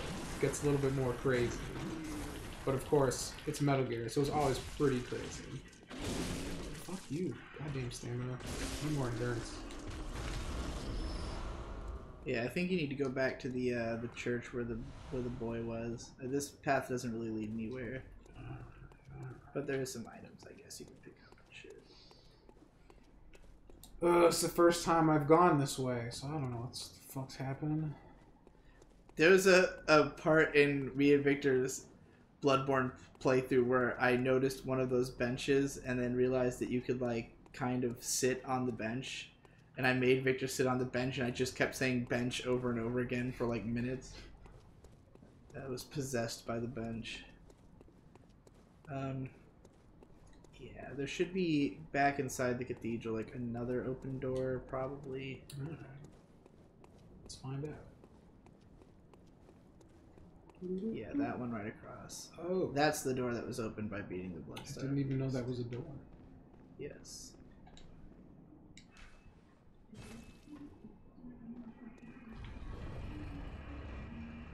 I watched Godzilla for the first time ever from the TokuCast recommendation. Hell Fucking yeah. sick. I'm glad TokuCast serves some sort of purpose. But you know what? Tom, what would you say are your top 3 Godzilla movies? Alright. Godzilla vs. Destroyer, the final one from the 90s. That one's pretty That badass. was insanely good. Especially if you like aliens, because the whole first half is just a rip-off of aliens. And that's the one where like the world is literally going to end, right? Yeah. If the whole universe is going to die. Isn't Destroyer like kind of like a Lovecraftian monster or something? Like He's pretty fucked up. Like the lore thing is that it's an organism that was developed based off the oxygen destroyer, which is the weapon they used to kill the original Godzilla in the original movie. And that's what he does. He breaks down oxygen. So it's dangerous all on its own. But Godzilla's like heart is like a nuclear reactor. So it's like going critical. Like Godzilla is dying in the movie. And if he explodes, like it'll destroy the entire like universe. Like it'll cause like this huge like fucking fucked up shit. So the whole movie they're trying to like cool him down so he won't melt down. And eventually they've realized like, oh well, we can't stop this from happening. It's inevitable. So we can cool him down enough so that he'll just melt down instead of explode, and he'll destroy all of Tokyo, but the world will live. And so that's the end of the movie, when Godzilla literally melts and turns into goo, and I cried like a little bitch baby because I was 8 watching my hero die. And to this day, watching that movie does make me emotional. That's incredible. Like, actually, if you remember when I was doing those Godzilla vlogs with my dad, like, I had to get footage of that, and, like, I did cry editing that video. I'm gonna watch that scene again. Amazing. So is that your number one? Yeah, it's fucking the best. Because, like, the fights in it are so goddamn good. Because at the time, Toho was like, this is gonna be the last Godzilla movie. And for, like, 10 years, it was, like, the last one. So they just went all out. And, like, in the end, like, because Godzilla just gets, the more closer he gets to melting down, the stronger he gets. So by the end, he's just so OP that even Destroyer can't touch him, and he just like fucking gores him, and like every time he blows fire at him, his guts are spewing out everywhere because he's just getting fucking tooled on. And then like everyone's just watching this happen, and like against the power of Godzilla, even Destroyer is nothing. He just gets fucking wrecked. And then there's Godzilla Jr., the little baby Godzilla that sucked in all the other movies. He finally turned into a big Godzilla. And then his dad dies after like Destroyer tries to kill his son, and Godzilla gets pissed off about that. It's fucking great. It's the best movie ever made. I love it. Go watch it. Or go watch the other ones first, because there's like a whole long continuity. Would you say that that Godzilla vs. Destroyer ranks among your like top 10 favorite films? Probably. I mean, like I'm not like under any of. Oh. Well, you got fucked up. I'm okay. I'm fine. I'm definitely alive. Well, I don't even remember what I was saying. That was gay. Yeah, that guy fucked you up pretty good. Well, I guess I killed like hundreds of his friends. I guess he was kind of justified. Yeah, I'm not under the illusion that it's a good quote-unquote movie in terms of like normal standards, I guess. Well, that's unimportant. That is, I don't give a shit about normal standards. Right, but like in terms of just like my enjoyment of it and like how much it affected me, like I love it. It's so good. So yeah, it would probably be in my top 10 movies, probably. I've never really considered. Ooh, that was foolish. I don't know what I'm doing. Clearly, I'm too busy thinking about Godzilla. I can't focus on the video game. I hope you didn't have a lot of souls. No. Anywho, Okay, so that's number 1. Number 2 would probably be either the 90s Mechagodzilla or... Actually, no. Terror of Mechagodzilla would be number 2. That's the second Mechagodzilla from the Showa series where because in the first movie, it's Godzilla and King Caesar versus Mechagodzilla. And in Terror of Mechagodzilla, the aliens come back, make a stronger Mechagodzilla, and they have another monster, and Godzilla has to fight both of them. So it's like a 2-on-1, so it's the inverse of the first movie. And this was the last movie, the Showa era, and it was like going to be the last Godzilla movie for a while. So every time it's like the last one, it fucking goes crazy. Like crazy shit happens. So those two are really good. And then probably third would be the 90s Godzilla versus King Ghidorah, just because that was the first Godzilla movie I ever saw, and a lot of nostalgia on that film. Plus it has a fucking American android that has CDs in its ear, which is really weird. Apparently, the people who made Hyperlight Drifter are making a sequel called Solar Ash Kingdom. Still haven't played Hyperlight. That sounds pretty fucking sick. That's a cool name. Who's more qualified to do a Metal Gear lecture, Tom or Jess? Probably Jess, I would assume. I mean, I've played all the games, but I haven't like played them multiple times or anything. I'm going to vote Nate. I know Nate's like big into the gameplay stuff, right? Like he's played Metal Gear Solid 3 a lot. I mean, both Nate and Jesse are people who tend to know all the lore of something that they are interested in. Nate is a little bit more likely to make sure he knew absolutely everything about it. Because, like, if Nate cares about something, he will fucking, like, play through it multiple times and learn every single fucking inch of lore. Not to say that Jesse wouldn't do that. I just think Nate will retain more of it. Oh my fucking god. I'm just getting fucking tooled on I don't now. know. They could probably... I'm sure all three of you could do one together. Nate just seems autistic enough to really retain all that stuff. I don't think it would be like... There's no necessity to do that because there's already fuckloads of videos about Metal Gear. I don't think like, Metal Gear is obscure enough to warrant a PCP No. lecture. No, And it's definitely not so dense that it... Like, it's stupid, but it's not convoluted, if that makes any sense. It is definitely convoluted. You think it's convoluted? What are you talking about? It's not nearly as not nearly on the same level as like Kingdom Hearts or fucking Guilty Gear. Metal Gear is like it's weird in terms of Well, like okay, and then fucking his hand possesses his body I and think turns that him into it's- another guy. But that's not convoluted, it's just dumb. What does the word convoluted mean to you? Incredibly dense and very hard to unpack. That is how I would describe Metal Gear. I guess I'm just so dumb it didn't never seem like too crazy to me. I mean, I haven't experienced the games directly. Like, the only one I've really seen a lot of is Metal Gear Solid 4, and that game seemed like it was the definition of convoluted. 4 has a lot of shit going on because it's trying to wrap up everything. I mean, all the even other just games. like the scene where you talk to the one black dude about like the guns or whatever, it's like 30 minutes of him trying to explain some shit. Metal Gear Solid 4 is convoluted. The rest Okay. of the series is kind of isolated in its own lunacy because it doesn't really like Metal Gear Solid 4 has 3 other games worth of shit it has to. By the wrap way, up. general tip for all these games: if you step on the lever of the elevator and then jump off of it, you won't have to worry about pulling it again. It's like if you just step on the switch and then run, then like just bam, and then now it'll be down there. Excellent.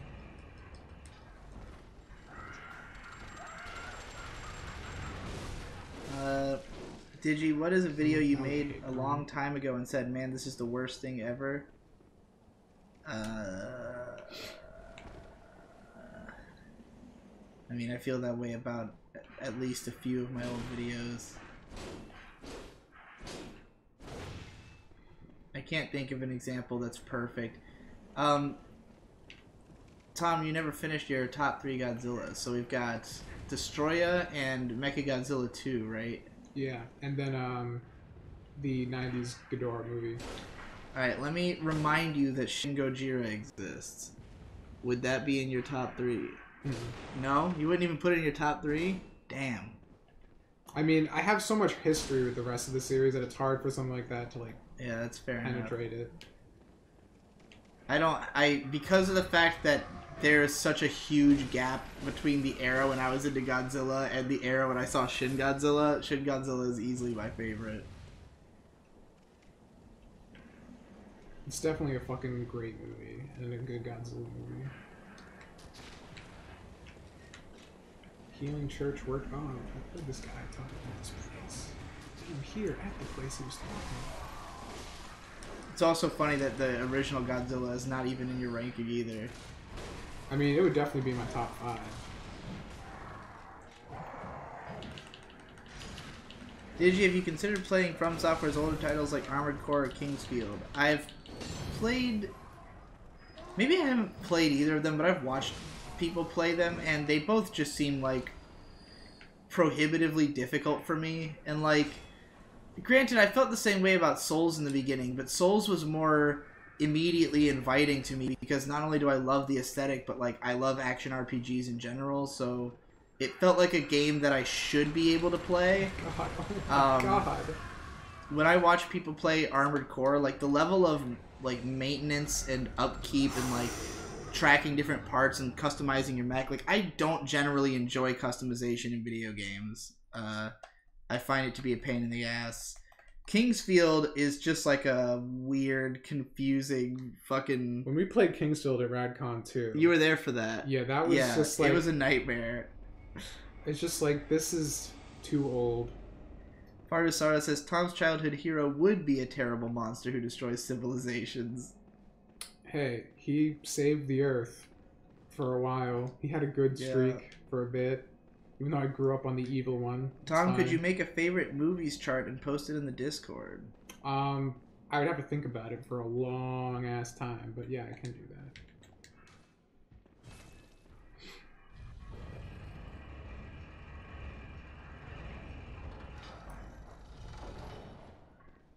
Rollbeat says rule number 1 of Soulsborne: always send the elevator back.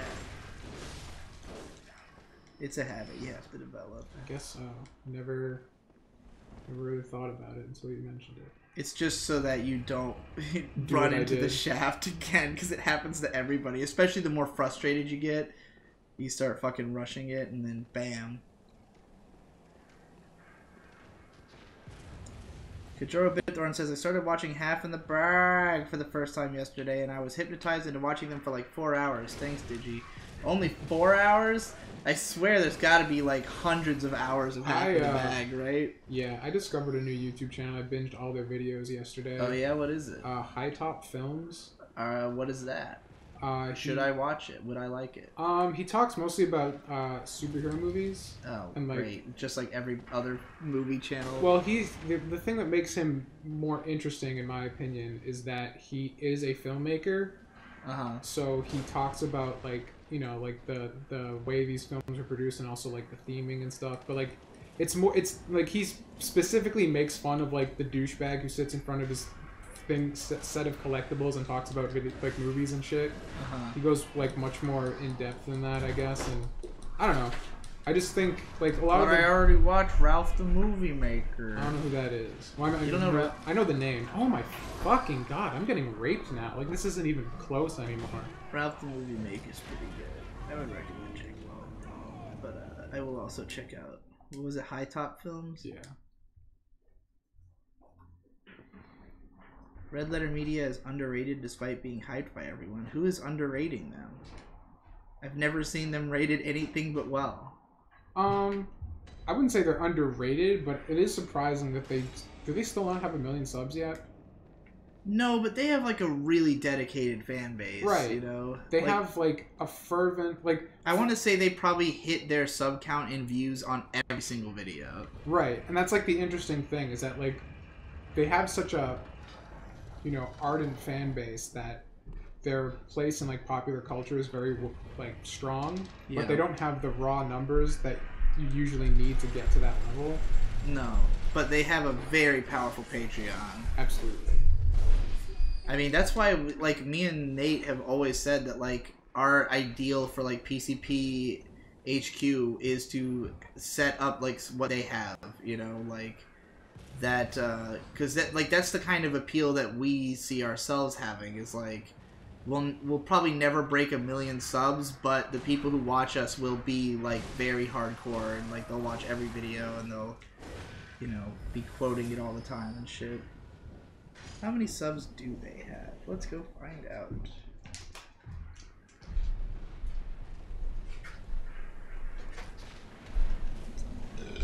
They have 957K. So they're close to them. They're getting there, for sure.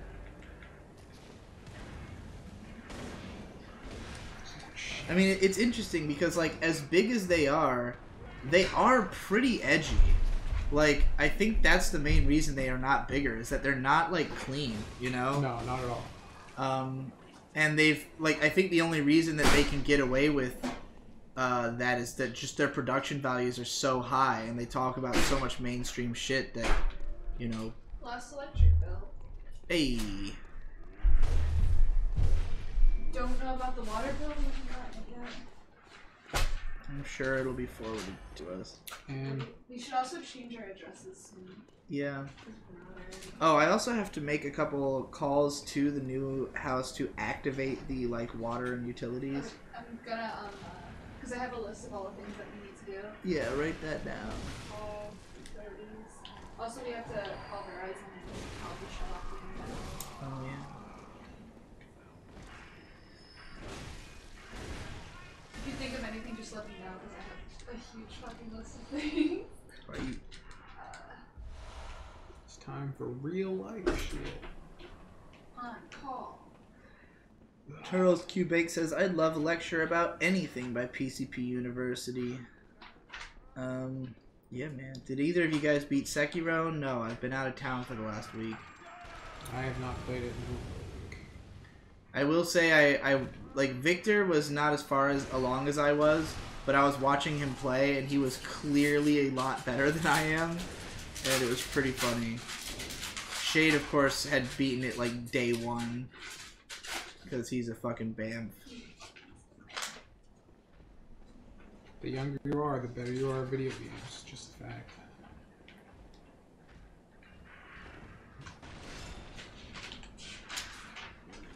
Anyone in PCP know enough about Shin Megami Tensei to lecture on it? No.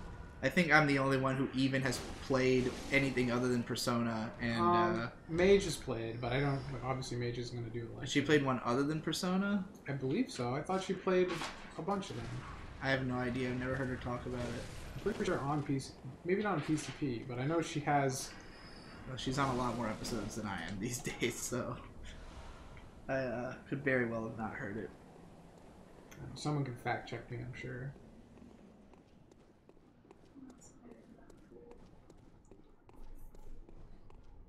Can you look at this and just make sure it doesn't have any money? Make sure what? I don't owe any money. It looks like I'm fine, right? It's just a bill for my birth control. Yeah, this is saying that this is an amount you paid for something. It's just a receipt, I think. Well, no, it says amount approved. Like, my insurance covered it. I don't owe anything. Oh, well, It's your either way, responsibility yeah. is 0. I don't know when it's from. The 7th? What? Tom, have you read some of the Godzilla comics? I read some of them when they were first coming out. The IDW ones, I think, was who was publishing them. They were pretty cool. I read some of Mark Saraceni's Godzilla novels when I was a kid. Those were. I read the cool. first one, which I had thought was the like original. Like I thought the original movie was based on the book. Interesting. And like I don't know why. Like I think it might be that the book was based on the original movie that I read. But I had interpreted it as the other way around. I don't remember. I checked it out from a library.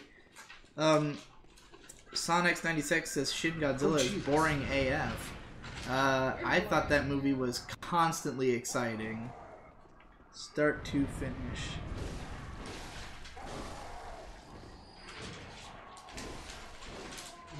Kill some dudes. Ugh. I feel my heart stopping from these rain energies. Radiant Sword Hunter badge. Is that what I need to open that other gate? Huh? I just got a hunter badge. Oh yeah, that probably is what I think Stop and Shop. Fuck Stop and Shop. Did you hear Stop and Shop has having some kind of like worker strike or something? No, I did not hear about I that. just saw it. We're like on the news advising when people we were not at to go there. Like, they have to like ship out managers to work there. So it is. Favorite Venture Brothers character? It's been way too long, man. I'm sure I had like a list. I don't know why At all a these time. faces need to die, but they're dead now. Because that's the only way to live. Let me in! Well, you got the emblem that'll unlock Oh, that they got other a fucking thing. Wegmans. Yeah. Oh, that's. Dude, they fucking. Tom, you've never been to Wegmans, have you? I've not been You gotta go. They're best opening one up store. in Virginia Beach, which is like a sign that we needed to go back there. You hardcore Wegmans fan. Oh yeah. She is because she's from Rochester, and that's like the only grocery store there. It's the best grocery store in America. Okay. They took Sell me on over. it. Give me the pitch. I mean, it's there's It's nothing affordable. particularly Okay. exceptional about it. It's It's- not even like It's low prices. It's They not have- even low prices. It's No. one of the more expensive grocery Okay, stores if I've you're been getting to. like premium meats and stuff, yes, and also the pre-made food, which is better than any other grocery store, yes. Disagree. But their generic Wegmans brand Their is sushi is terrible. good. Everything Wegmans brand is good. The stores are Mm. clean. The people are nice. You can get good ass subs there. And they have the best deli. I would describe Wegmans as a extremely overrated grocery store Fuck you. from Rochester. No, okay, the thing about Wegmans is that It every is- okay. other grocery store has copied it. Because, like, every other grocery store has, like, the buffet Well, like, sure. that they add to it. But, like, Wegmans did it first. Wegmans. Oh yeah, that was a thing you could jump off the elevator onto.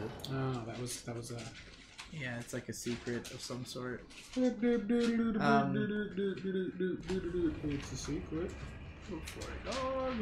I don't remember what's up here. Nah. And they have better selection than literally any grocery store I've been to in Boston. Well, yeah. Boston has a whole lot of grocery stores, and they are almost all bad. Like, I've not found one that I particularly like here.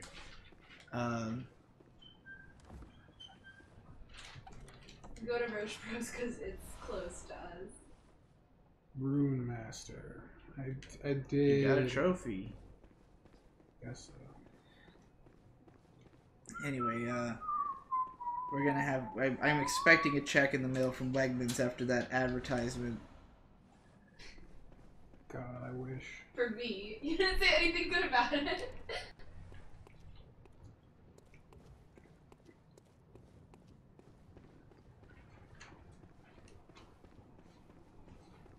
Oh.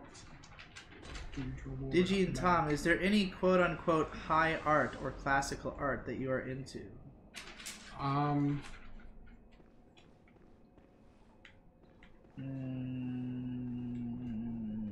Maybe. High art or classical art? I can't think of any that I'm particularly into. I'm sure if I thought about it, something would come to mind, but right off the top of my head, not particularly. Anything that I would be into is like not hardcore, just kind of would be passing interests. So. Yeah. I think that counts. Like, I like Celeste und Pipe. How old is that? Treachery of Images? Is that I don't think it's that old, actually. It's probably only like 100 years old, if that. I consider that pretty old. Man, I don't think there's any high art that I particularly give a shit about.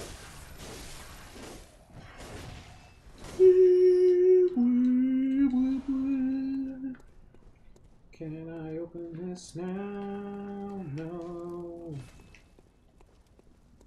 So I go back to the other gate. Charles Q. Banks says, I've heard a bunch of movie reviewers dump on Red Letter Media and never watched them for that reason. I watched them once and never stopped. I've never heard anybody dump on Red Letter Media. I don't know who these I've heard fuckboys people are. like thank Red Letter Media for being their inspiration and shit. Being like the most influential fucking movie analysis channel on YouTube.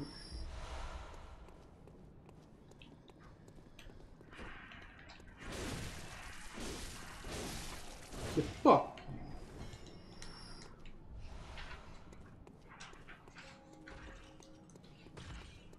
Apparently Mage talks about Shin Megami Tensei all the time. Alright, so I'm not imagining.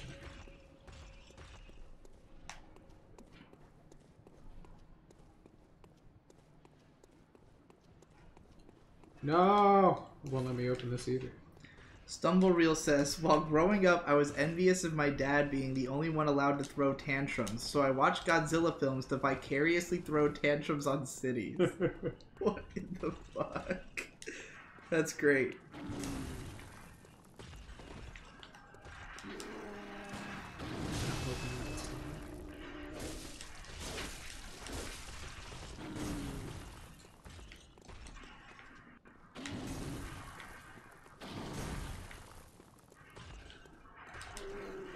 Oof.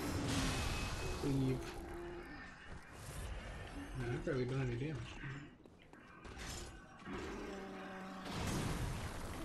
You gonna check your P.O. box before you leave? Of course. I doubt there's anything in there. I have a bunch of packages that I've had for literally like a month and have not opened yet because I just haven't had the fucking time. Yeah, I don't think I have to close it. I mean, it's gonna close itself pretty soon. if you sign up for a year, then it will be like 2 months. I mean, what, like, it doesn't matter. I just tell people don't send me any mail, and they won't send me any mail. Like, it's not something you have to close. I mean, you could just give them your key and be like, don't accept mail. Whatever, you don't have to be responsible. There's nothing. I don't understand what's so much more. What is more responsible about that? If you're gonna go to the PO box to get your mail, why not just tell them you're moving? I mean, I could. I just don't see how it would be any purpose to it beyond, you know, like it would just be the same as not doing that. You gotta open that lever, dude. There was a lever right there. I just pressed it to close it. Oh. Is the other one open now that I close this one or something? What? No, open. What? You didn't pull. You pulled that lever right there? I pulled this lever and it closed this gate. Oh. So I'm wondering if maybe that other gate now is open. No, the other gate's open because you have the emblem. Neither of them work still. Oh. What the? Because that one said it was locked by a device. This one says I need an emblem, even though I got that one, so it's not working. So that's why I was like, maybe that device down there that closed that gate might have opened the other one as well. So I'm gonna go check. The leaf people are coming the last week of this month, so you can like leave the leaves. Okay. You can leave them if you catch my drift. Want to. I'm just, you know, I'm looking at this thing because sometimes there's interesting things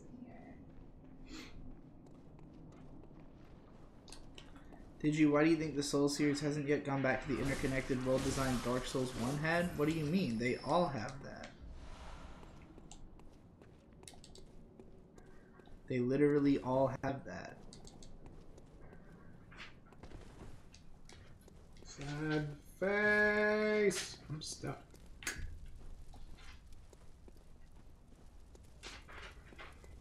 Are you guys familiar with the work of David Lynch, specifically Twin Peaks? You ever watch any David Lynch? I don't think so.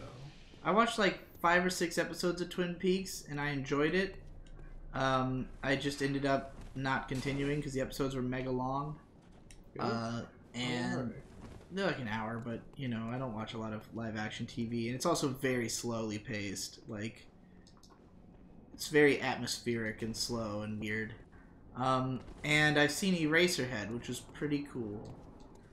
I don't think I've seen any of his other movies. I've seen like part of Blue Velvet, but I never saw the whole thing.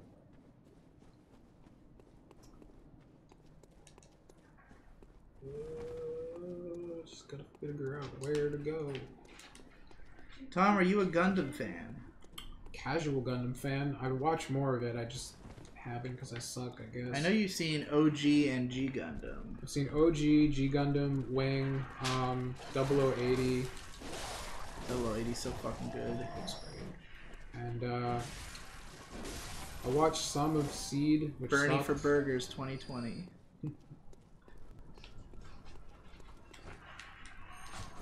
It's so satisfying when it connects and just collapse.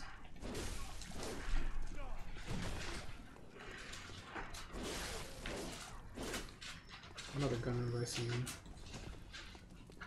Horticulturati says, I think the easiest classical art to get into is probably classical architecture. I do like me some Gothic architecture. I would say I'm a fan of that. Oh, is this the creepy guy again? He's back for more.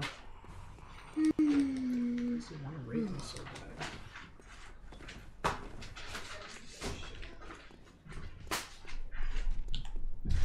Does no one like Mozart or Beethoven? That's high musical art. I wouldn't call myself a fan of either. I don't even know if I can name a Mozart piece. Yeah, I don't think I can either. I mean, it's one of those things where just like it's in popular culture, so I'd know it if I heard it. Maybe. Yeah. I don't know what he's like. I can easily think of a few Beethoven pieces and maybe some Chopin. Oh, not any specific Chopin, but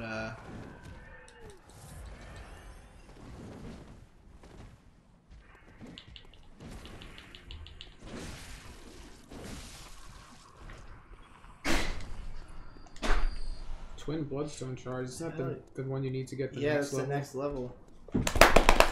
Yes! +4! That's now you truly understand the Souls experience, because that's the level of excitement I feel when I get to the next one as well. It's literally I the same need. one.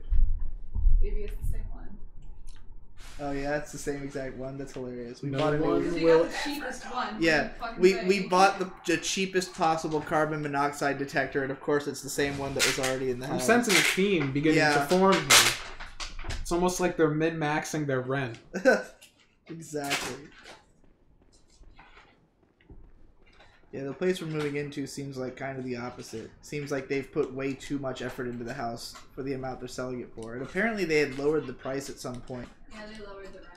So, I'm excited. Because I don't think they did a really good job advertising it. Yeah. On Craigslist, like that's where I found the house. It was just a picture of the front of the house. Yeah, we With were no like, information we about almost it. weren't even going to check it out because like we had no info. We were like, ah, fuck it, put it on the list. And it turned out it was the best one by far. Those hidden gems, dude. That's how you make it work. Is that Tome's belly? I do think you're showing a little belly on the left there, but For whatever reason, I thought it was Tone. I was really scared. Unacceptable. No one can see my shame. I literally... Tom, you have to go down the tower. Down? What tower? What tower? I don't know. I don't remember this. The I remember Tower this of being Power? a lot easier than Ah! Jesus Go ahead. fucking Christ! Sorry. It's It's gonna probably be gonna be when I put this in. It's gonna be a major Goman Messiah. It's operating. I'm a laugh if there is a carbon monoxide leak and it just We starts would've going died off already. normally. We could The be end so would've lucky. happened. Where's the new bag?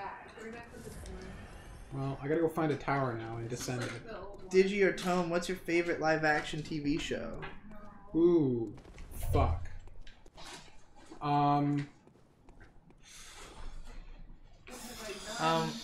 The only one that I've like This is more of a me question than you. yeah, I mean probably Community, but I never even watched the last seasons. Probably for me it would be either Daredevil or Babylon 5. Those are both really good. IMO.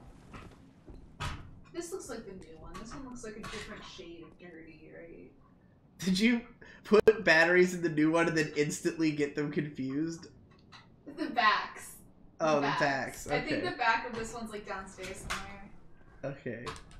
But I was like, this looks like too light to be the back of this one. That's pretty fucking I funny. guess I'm just gonna level up. So I don't know where the fuck I'm going. I'm gonna risk losing But my yeah, pretty much. echoes. Playing video games.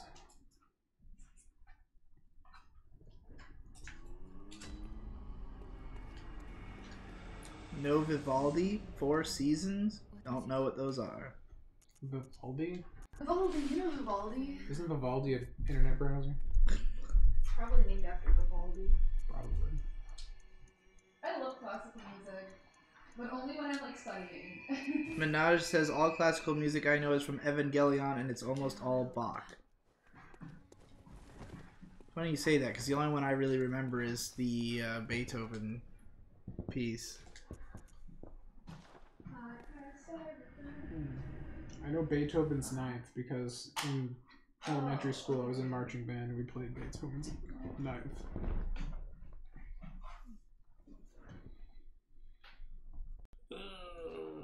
Literally, I'm just gonna throw out the new back because the old back is attached.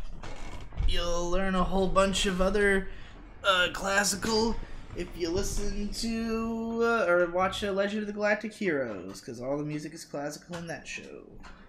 We don't have What about budget for Piano a no Mori? soundtrack. Piano no Mori is And all Piano no classical. Mori, where they play a lot of Chopin. What'd you say we don't have the budget for? We don't have a budget for a soundtrack. We gotta use public domain. Let's do it. It's got a blue elixir. I don't know what that does. It looks cool. I'm such a fucking nerd. It's the way to be.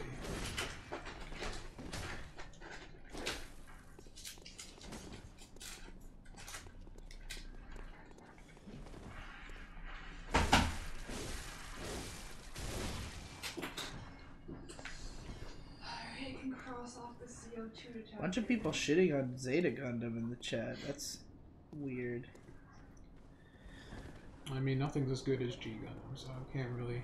G Gundam no no katara patara da da da da da da da da da この手が叫んでいる I knew that line.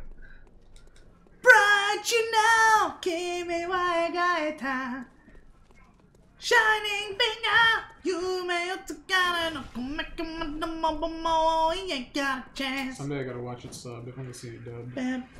Well, you know the song though, right? Of course I know the song. I'm just saying. This reminded me that I've never seen I it. mean, the subbed version, you get to hear Blackness Goldfinger!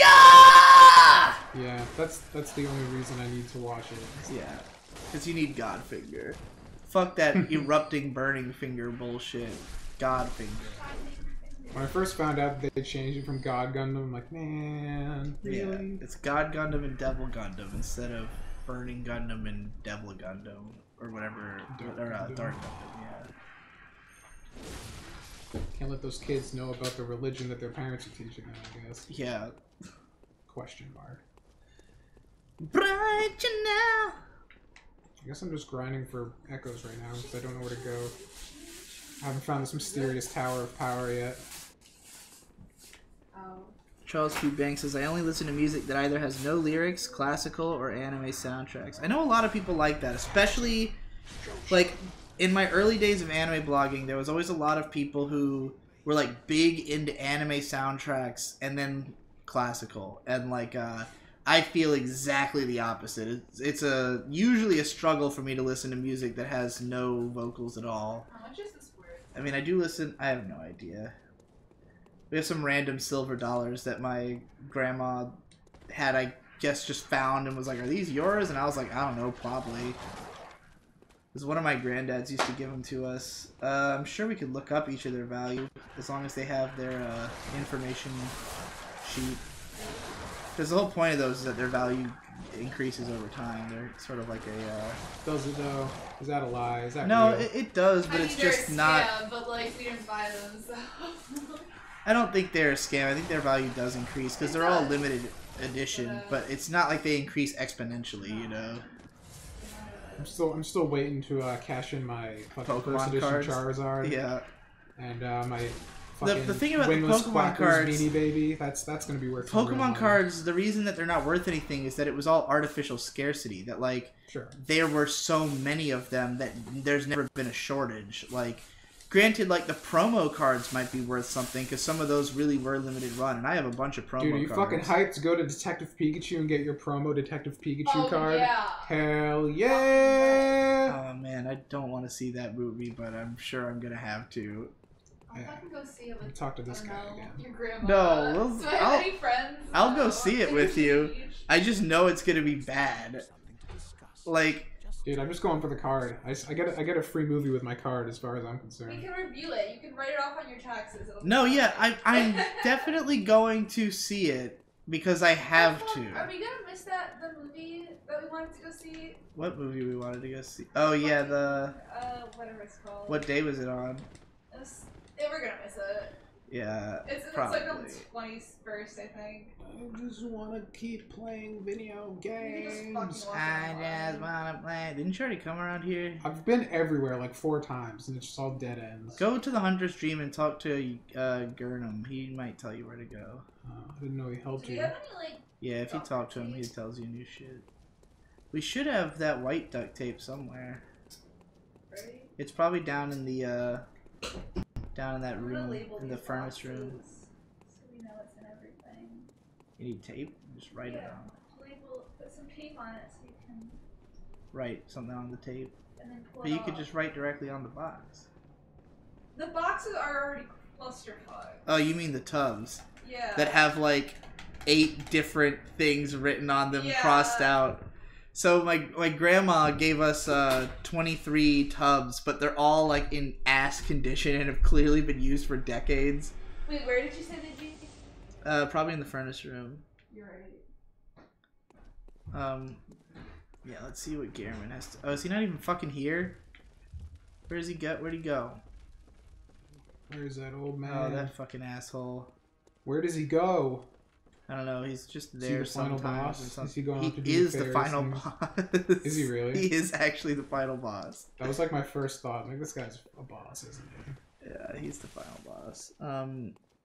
Let me see if someone says back up the elevator. There's a hole in the ground to the right of the tower you climbed. Oh yeah, it was the tower where you had all those gunmen were shooting at you. There was something you had to climb through the inside of. Oh, the gay part. This is the gay part. Exactly. Do you know that reference? Yeah, it's from fucking that song. I don't remember. Metal by numbers. Yeah, 1, yeah, 2, 3. Follow these instructions and you'll see. I couldn't remember what it was called. The only thing I remember of that is this is This the is gay the gay part. part with melody. It's by Brian Posehn. Who, dude, in one of the recent Dick Show bonus episodes, they played. So, Dick and Maddox, did you know that they once sold a cartoon to Fox? I think I vaguely knew this happened. Yeah, well, they finally, they found because there were 3, 3-minute episodes that they actually fully produced that exist, and they played them and told the whole story of it. And fucking Brian Posehn is in it as one of the voice actors. But, So these are, available now? They're real? They're probably on YouTube now, yeah. Shit. I'm sure he put them out in some fashion other than the bonus episode. But, Is that a hate crime, killing this guy? He is crippled and I just fucking murdered him.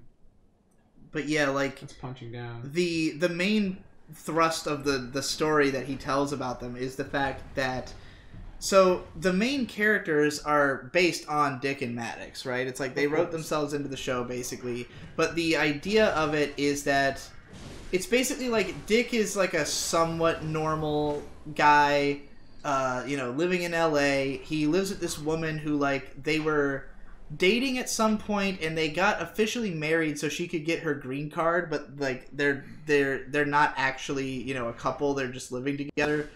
And Maddox plays just this insane man who thinks everything's a conspiracy and is always just doing crazy hackneyed plans to So he's just himself. Right, he is basically himself. But the thing is, so they were going to voice themselves, but because of the fact that Maddox literally is illiterate and utterly incompetent at attempting to voice act, they had to replace him.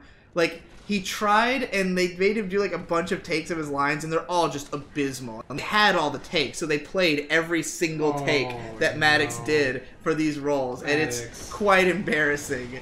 We had to listen to hours of Maddox takes, particularly on this song that Dick wrote.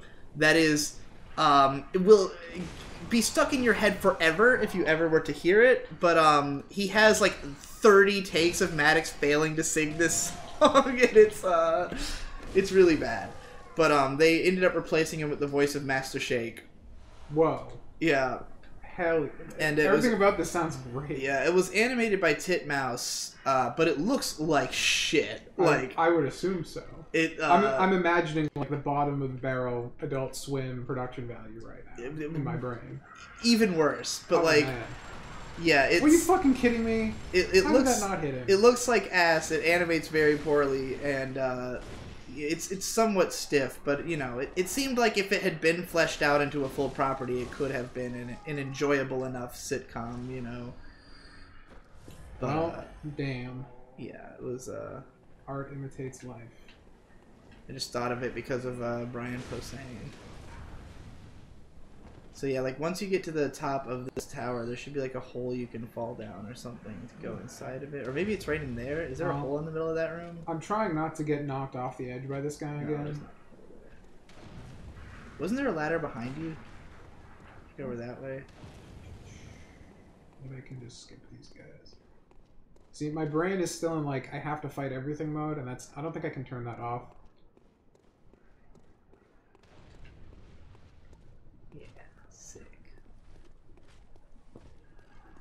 Right, somewhere around here there should be a hole that you can fall down. The cosmos are one. The sky and the cosmos. That's Ah, cause. Or some say cosm. Do you hear our prayers? It might have been in that other building that was across the way. where it came from? No, go back, go in that room. And then you'll see that there's like another room beyond it. I think it's that. I think that's just the door that was locked, right? Go that way. Guess we'll find out. Ooh, that was real close. Get that scimitar. I gotta keep you guys entertained. Oh, Bottom of the tower. Bottom. It was right there. Please read the chat, did you? So sad, so close. Arg. Oh, then I think I know what we're talking about. Then I thought that was like a hole, a bottomless pit of death. Nah, you gotta go down there. Then why do they have all this up? To confuse me! There's another purpose to this area. Like, the door that was locked, you'll find a key for it later in the game, and if you come back here, it leads to like a whole secret level. Man. It's one of those things that like most people their first playthrough never do, and then they come back and they're like, holy shit, I can't believe this fucking entire level was here and I had no idea. Which is one of the delights of the Soulsborne games. Another hate crime. Shoving a guy in a wheelchair off of a... He did have a rifle, so I feel a little justified, but... Metal by numbers. 1, 2, 3. Now it's fucking stuck in my head. God, dating ourselves horribly. I think that's... It can't be that old. It's probably from like 2009.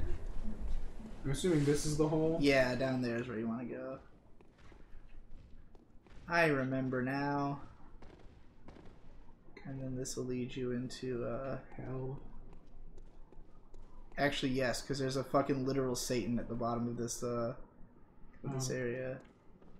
Man, I'm making jokes and they're just trying to be true. That guy's the final boss? He's the final boss. Is this hell? Yep.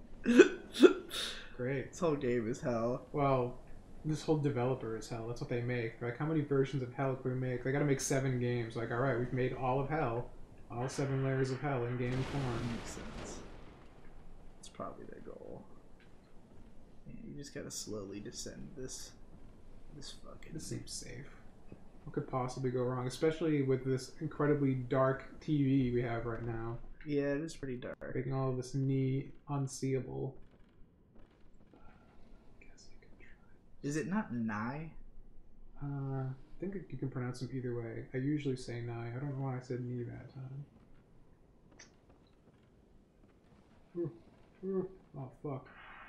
I wanted to get the light in, but I missed it.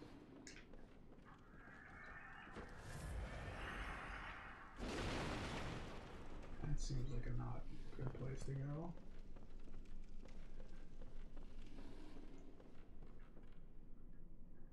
God, I keep getting this, like... I keep getting this sick feeling in my stomach because I have this, like... Like, when we were gone, when we were in Virginia Beach... It's very easy when you're in, like, a different environment to, like, put yourself into the mindset of, like, everything's moving fast and things are happening and changing and different. When you're at home and you're trying to preserve that mindset while also going about your daily life, it's like this constant whiplash between, like, I'm just having lunch and watching a show and being at home like I normally am. Oh, right, I have 7 days to pack my whole house and move, you know? It's like every time the thought comes back to me, I'm just like, what am I supposed there's to... a ledge right there to right over there. You see it kind of on the right? No, turn your camera to the right. Right. You see it, right? No. Look right there. Like right to the right of the platform you're on. Can you barely see that other bridge? Just drop to the right. You'll probably land on it. Are you sure? Yeah, I think you're good. Right there. Wow, I took a lot of damage from that. Well, you might want to heal that.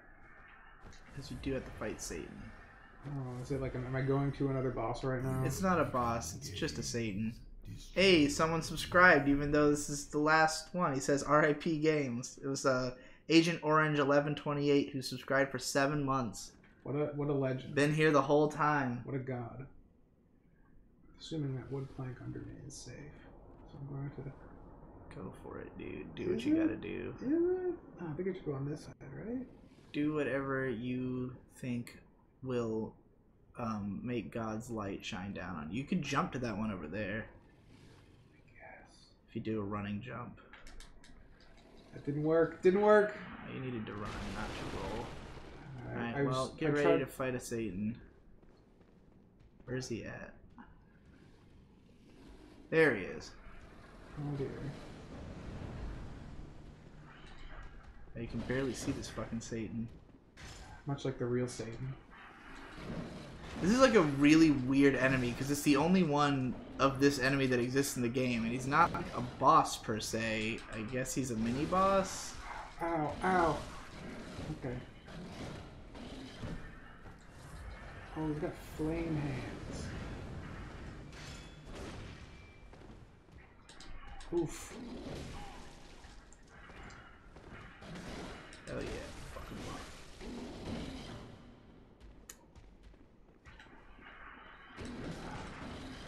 Maybe in the future there'll be an I Am Games Season 2. It could happen. I mean, if Tom ends up coming down to Virginia Beach, which could be much like a more regular likely than you anime. think. It all depends on funding. Yeah, pretty much. I mean, there's a... I think that I don't want to there's... say give me money to help facilitate my financial freedom, but help facilitate my financial freedom and give me money. Oh, Yeah, you can throw them too. That's been the whole goal the whole time. I think there's decent odds that Nate will come down to Virginia Beach after I move down there. Beast. It's a thing that could happen, and if it does, I think the likelihood of Tom coming down will be even higher. It's true. So, we can all be gay together. because a lot of people were like, does this mean PCPHQ is canceled? Well, that all depends on everybody else, really. As it always has. Boston is not a good place to have it. No, I don't think this is the right place to have it, personally. Yeah, somebody says those Satans are common monsters in the lower Chalice dungeons. That makes sense.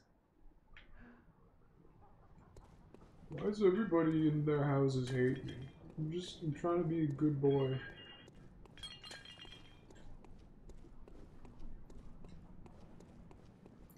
I just hope this move will be enough for Digi to make another Gecko Estate / Insomnia type video. I definitely will. I mean, initially I was doing the Gecko Estate because of the fact that I wanted to make something more intimate for the patrons, because like I was losing a lot of patrons and like a lot of my hardcore fans were really upset with the way my content was going. So I tried to make something that was more in line with what they would enjoy. A lot of them didn't even bother watching them, so it wasn't the most effective tactic, but I did regain some patrons from it, and a lot of people who watched them enjoyed them a lot. So, but because of the way that the end of June and early July was such a complete clusterfuck, and then pretty much ever since July, like, all we've done in this house is like self-preservation. There's never been much room for like actual thought and consideration for anything other than I Am Games. So yeah, after the move I'm definitely gonna have some more like, you know, thoughtful vlog content of that nature. The next place is going to be called the Rainbow Ranch, for anybody who missed it earlier. So, you know. Oh god, I got... Oh, you're going to get kidnapped. Absolutely. If they kill you, they kidnap you. Oh, excellent. Well, I shouldn't have I was fought him. hoping this would happen because Thanks! it's pretty cool. Which of you two would be more likely to do a solo I Am Game stream? Probably Tom. Yeah.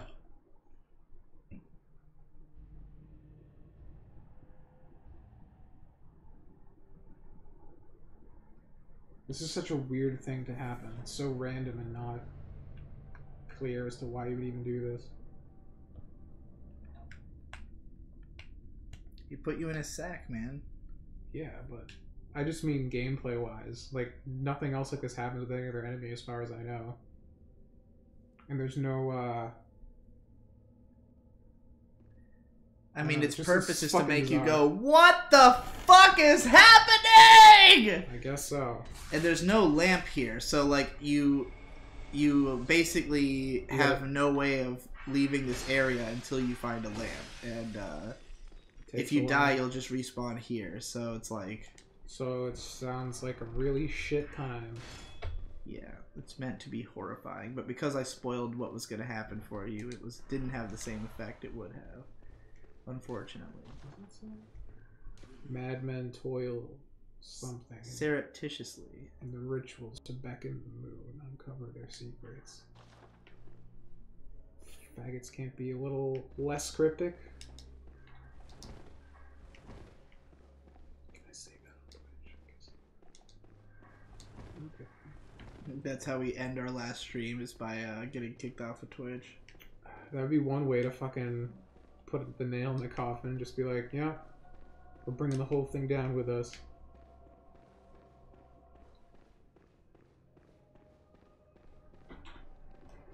Did your parents sell the Virginia Beach house, or is Victor living there? Neither. They are still trying to sell it, but it is unoccupied.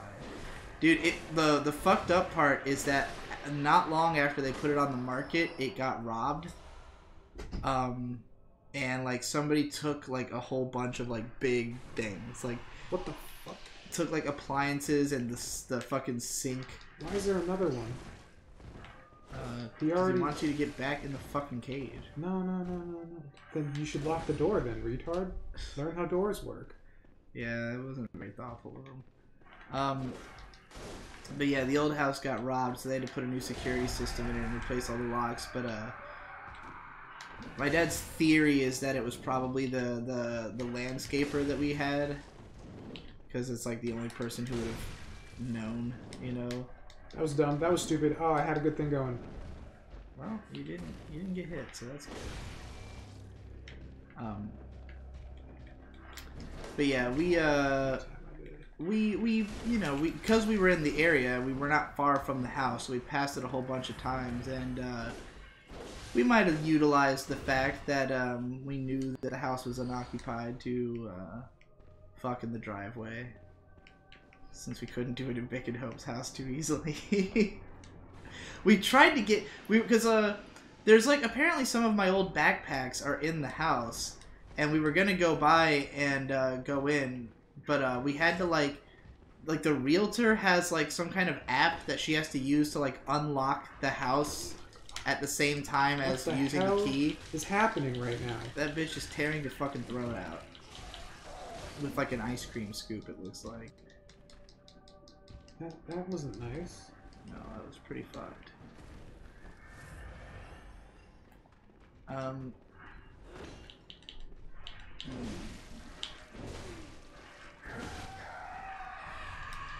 think the lamp might just be up those stairs, or maybe it only shows up later.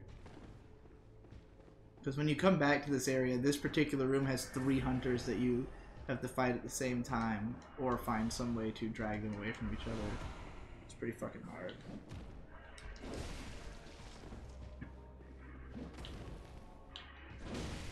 This guy says she was pulling your eyes out.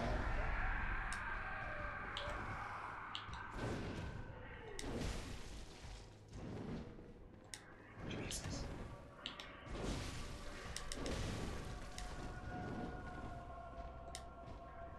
Anyway, point I was trying to make is that we were gonna try to fuck in the old house, but we couldn't. We did not find a chance to go to.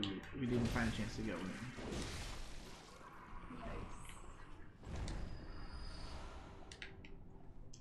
Okay. What you reading over there? I'm looking at Pinterest and like ideas for packing and stuff. What kind of ideas for packing are there? Behold, a There's pale lot. blood People skin. do a lot of gay shit. Oh my Oh, god! Big Piggy! That was Like, Stab him in the ass. Put your fist right up his ass. just like which order you should pack stuff in, and like you should like set aside a box for when immediately when you get there that like has all your essentials in it and you Well, can pack. yeah. I mean, they make it out like packing is such a process. Like you can unpack in a day. Like Yeah, it's like 2 months before. Pack away all your 2 months? 2 months.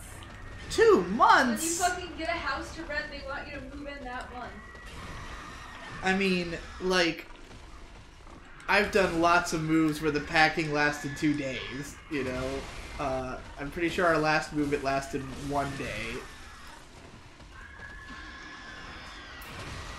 I guess people are just a lot less experienced with moving than I am, which is not surprising. This is going to be the 20th move, I think, according to Open 2017. Because it was, I said 18th in that song, right? We're moving on to the 18th now, or was it 19th? Oh shit. I hope it was the 18th, because I titled that video Move Number 20. Oh god. Well, the first 7 were all in California before I was cognizant of what was happening. Like, I have no memories of the first 7 houses. And then number 8 would be the Deer Park Apartments in Newport News. Oh, fucking Christ. Number 9 would be Green Run in Virginia Beach. Number 10 would be another place in Virginia Beach, I don't know where it is. Number 11 is also Virginia Beach, where we lived for 4 years. Then I lived in Florida for 3 months. Then moved back to Virginia Beach. Lived in one house for 6 months. Then moved to Newport News for 2 years. Then what's it called? Chesterfield for a year. Then Richmond for 6 months. Then back to Virginia Beach for a year, and then a different house for 2 years, and then a different house for 9 years. According to this math, the house you and I first lived in would have been the 20th house. So maybe my math is all kinds of fucked up. I don't know, I have to go over it with my mom. I'm either on house 20, 21, or 22. I can't even fucking tell. My house... Does this include, like, living somewhere temporarily, like college and or when I lived in Oklahoma? I would say so. Oh shit. Okay, well then this is like... Well, Oklahoma, like, was it your own place? Yeah. Then yeah, I'd count it. Because you're only there for a month, right? Yeah, I don't know if I'll count Oklahoma. I'll count college though. Oklahoma, where the wind comes sweeping down the plains. 5, 6, 7, 8, 9. Sandalwood RK says there is nothing worse than moving. I don't know about that. This is move 11, I think. Moving is difficult and stressful, No, moving is not the but worst thing it's in the not world. that bad. You just fucking put your shit in a box, and then you go in Yeah. a car for a while, and then you unpack your shit. I mean, because on the one hand, moving is stressful, but on the other hand, the only reason you would be moving is, well, I guess not the only reason. You could be moving because your life has gone to shit and you can't afford a place anymore, but I like... would rather that'd be move weird. than fucking do a day of yard work. Like the I would leaves. rather do that too. Like literally. That's how whenever lazy I am. I have moved, it's always been to upgrade my life. So I'm usually excited about it because it's a I new think it's going to be adventure. better than the last place I was at. Particularly this move I'm really excited about because as far as I can tell, it's going to be a linear improvement on my life in every conceivable way. It's better than this place in the last place. Yeah. Jesus, Mary, Joseph. Because, like, moving out of my parents' house was, like, the big advantages were, A, I was moving in with my girlfriend, which is great. I was getting to live on my own, which was great. But the disadvantages were that it was a townhouse on the outskirts of Rochester. And so then moving to Boston, it was like the advantages are bigger house, even more freedom, live close to my friends. But the downsides are that it was expensive and it's in Boston, which I don't like living in. I like the city, but I don't like living here. So with Virginia Beach, it's all those same advantages from both of the other places still exist, but it's cheaper and it's in Virginia Beach. I don't know if there's a way to make it better. You know, like I don't know if there's the only like upgrade I can imagine from that point is to buy a house and How to much should we spend spend on rent at the townhouses? It was $1,100 a month at the townhouse, and it's gonna be $1,400 a month at the house we're moving into, and it's $2,300 a month at the house we're currently living in. Unless there's a dead end, I guess.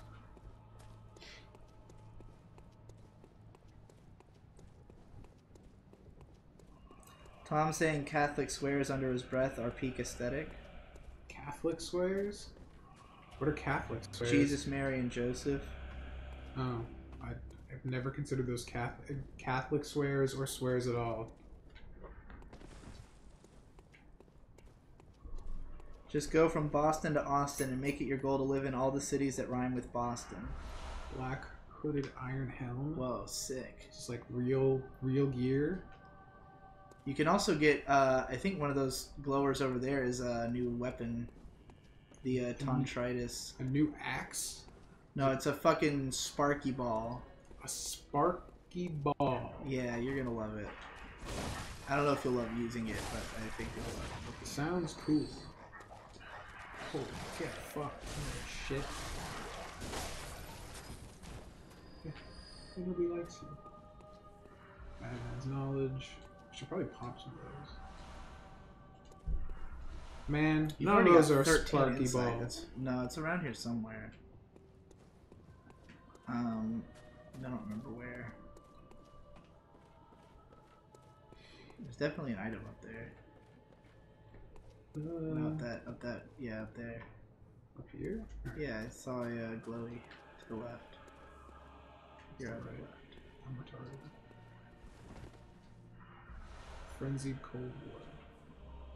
Yeah, it's just some souls. Yeah, I don't remember where the hell the sparky ball is, but it's definitely in this. I'm gonna check out my new armor, see if it's worth it. Goddamn. Seems lower numbers. Looks like it has higher poison resistance. Yeah. Yeah, I mean, in this game, armor is basically just for aesthetics. It's almost completely. It's all about that min-maxing, though, dude. That's why people. Sweaty clothes. When this game first came out, people called it Fashion Souls. Because it was like the outfits don't matter at all. Damn it. I need a bigger dick, though.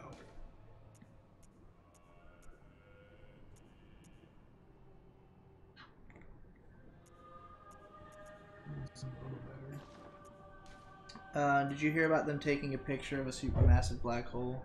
Yeah, dude, that was fucking awesome. Like, I got really excited about it, not only because, like, holy shit, it's a photo of a black hole, because it's, like, it's not super great.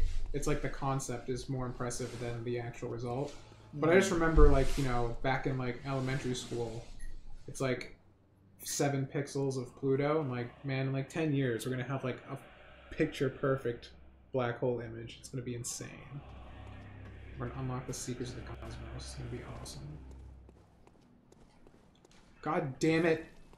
Open gate. Closed. Well, don't even fucking tease me with the possibility, video game.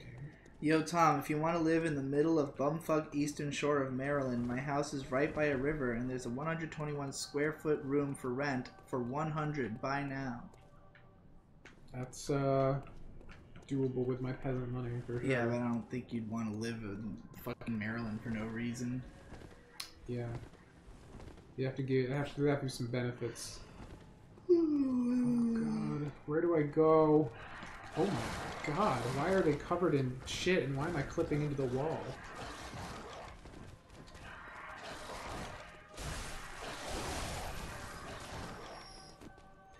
Haphazard98 says, I only learned what a black hole even is like yesterday, and it's the most metal thing I've ever heard. Really? Do they not talk about it in school anymore or anything? Explain Maker XI says, I didn't know we weren't positive that black holes exist. I didn't know that either. I think they were just, we like pretty much knew, but it was like still kind of theoretical just because we didn't have any like concrete evidence. We just, the math kind of checked out, but that was it.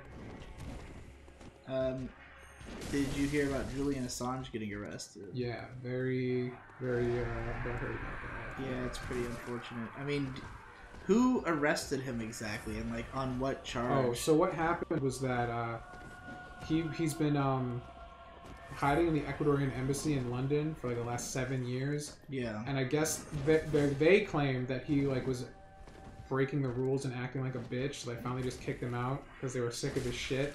The London police immediately arrested him as soon as he lost his diplomatic immunity there. What the hell do you think he was doing there? Well, they said he was just kind of being a cunt.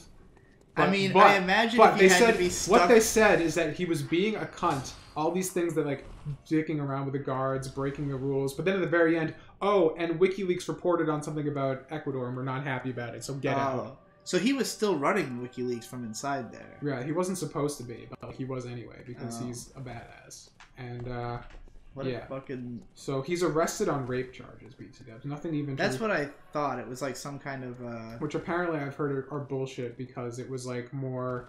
Like the actual police reports were that the women he had consensual sex with had got an STD and blamed it on him, and they twisted it into a rape charge. Jesus. So...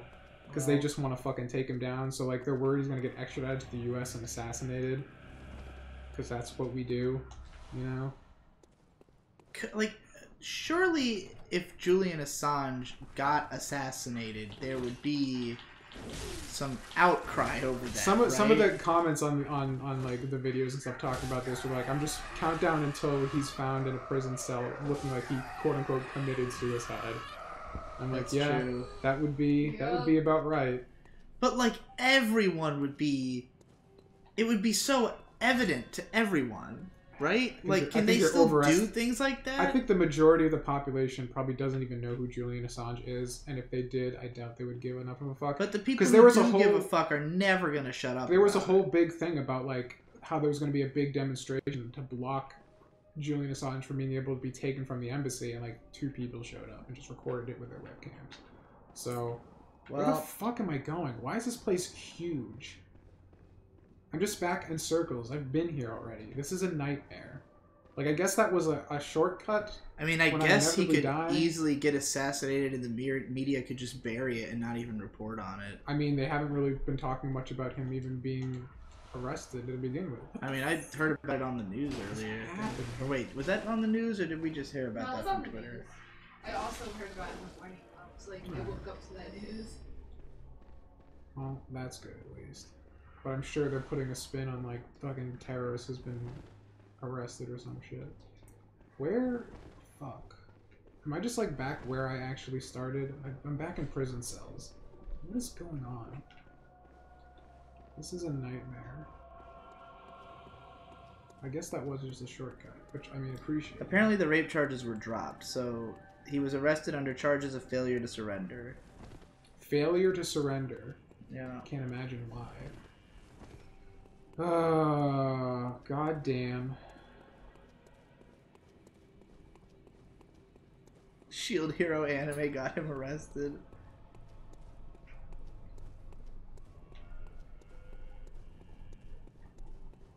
Well, we got one guy in the chat saying that he doesn't know who he is and has never heard of WikiLeaks, so you might be right.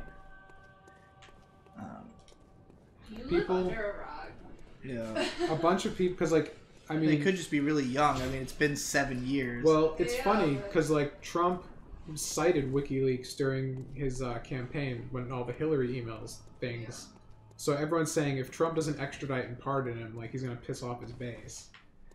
I mean, I'll be pissed off. I'm not necessarily Trump's base, but right. I mean, I would even say it might win me brownie points with Trump if he did that. I don't think he will though, because I know he fucking hates Edward Snowden, so I don't see why he would give any more of a shit about Julian Assange. Did Tom actually miss the one lamp in the level? I guess so, because I haven't found it. Yeah, I think it was back in the previous area. Like, you never went up the stairs in the room you were in. I mean, I've been in a few rooms. The one where you fought the bad guy and the old lady who tried to gouge your eyes out. Oh. I don't think you went up the stairs in that room, which is where I think the lamp was. Fucking goddamn it. But I mean, there's other shit you can do here. There's a boss you can fight early here. I don't want I mean, I wouldn't mind exploring around after I found the lamp, just to like give me some flexibility because I have You 20,000 just souls gotta go right back now. to where you came from, which is not that way. This is a goddamn nightmare. You've pretty much cleared this whole area, like other than finding the boss. So just go, keep going straight, and then go into that building that's right in front of you, I think. I just opened a shortcut to get me right back to the Go beginning. in here, yeah, and then go up the stairs over there. That's where you didn't go before. The lamp's right up these stairs, if I remember correctly. I thought that's where it came from, but I'm retarded. No, you came from below. Excellent. We've got 3 hours in, so Holy shit, really? if you I don't know if you want to keep going or if you. I mean, I'm down to stop. I mean, you probably have to keep packing, right? You have way more shit to pack up than I do. I'm like 90% done. Yeah, I mean, But I mean, we still have a week. enough time. Yeah, it won't be. Well, We you already s- did 3 buckets in like 15 minutes before. Yeah, the most stressful starting. things were like arranging the U-Haul and like getting Right. his We car. were okay. I'll tell a little bit of this because I'm saving a lot of this story for the 2 weeks review, which we might also record tonight. Of the story of what all went down in Virginia Beach, but the short version is that we drove down, and the goal was to find a place to live and get, like, we wanted to have a lease signed before we came back. So however long it took to find a place and sign a lease and have it fully ready, like that we knew we were going to move in May 1st or even June 1st. We didn't know when it would be most convenient. You know, like we had no idea what variables were going to be at play when we went down. But we were also going to fix up my car so that we could turn it in because we didn't want to have to drive both the U-Haul and the car down to Virginia Beach. So we managed to find a place within the first 2 days of being there. And day 3, I think we basically just chilled around. Because, like, we showed up, we drove down on Thursday, and so we got there, like, Thursday at midnight, right? Well, you know, Friday midnight, whatever, you know what I mean.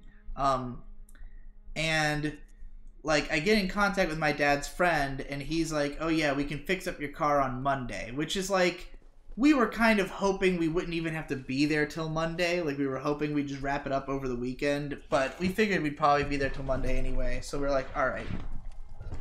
Cool. So we go down. We find a place in the first 2 days. We just kind of chill around till Monday. We get the bumper fixed easily by karate chop, as told before.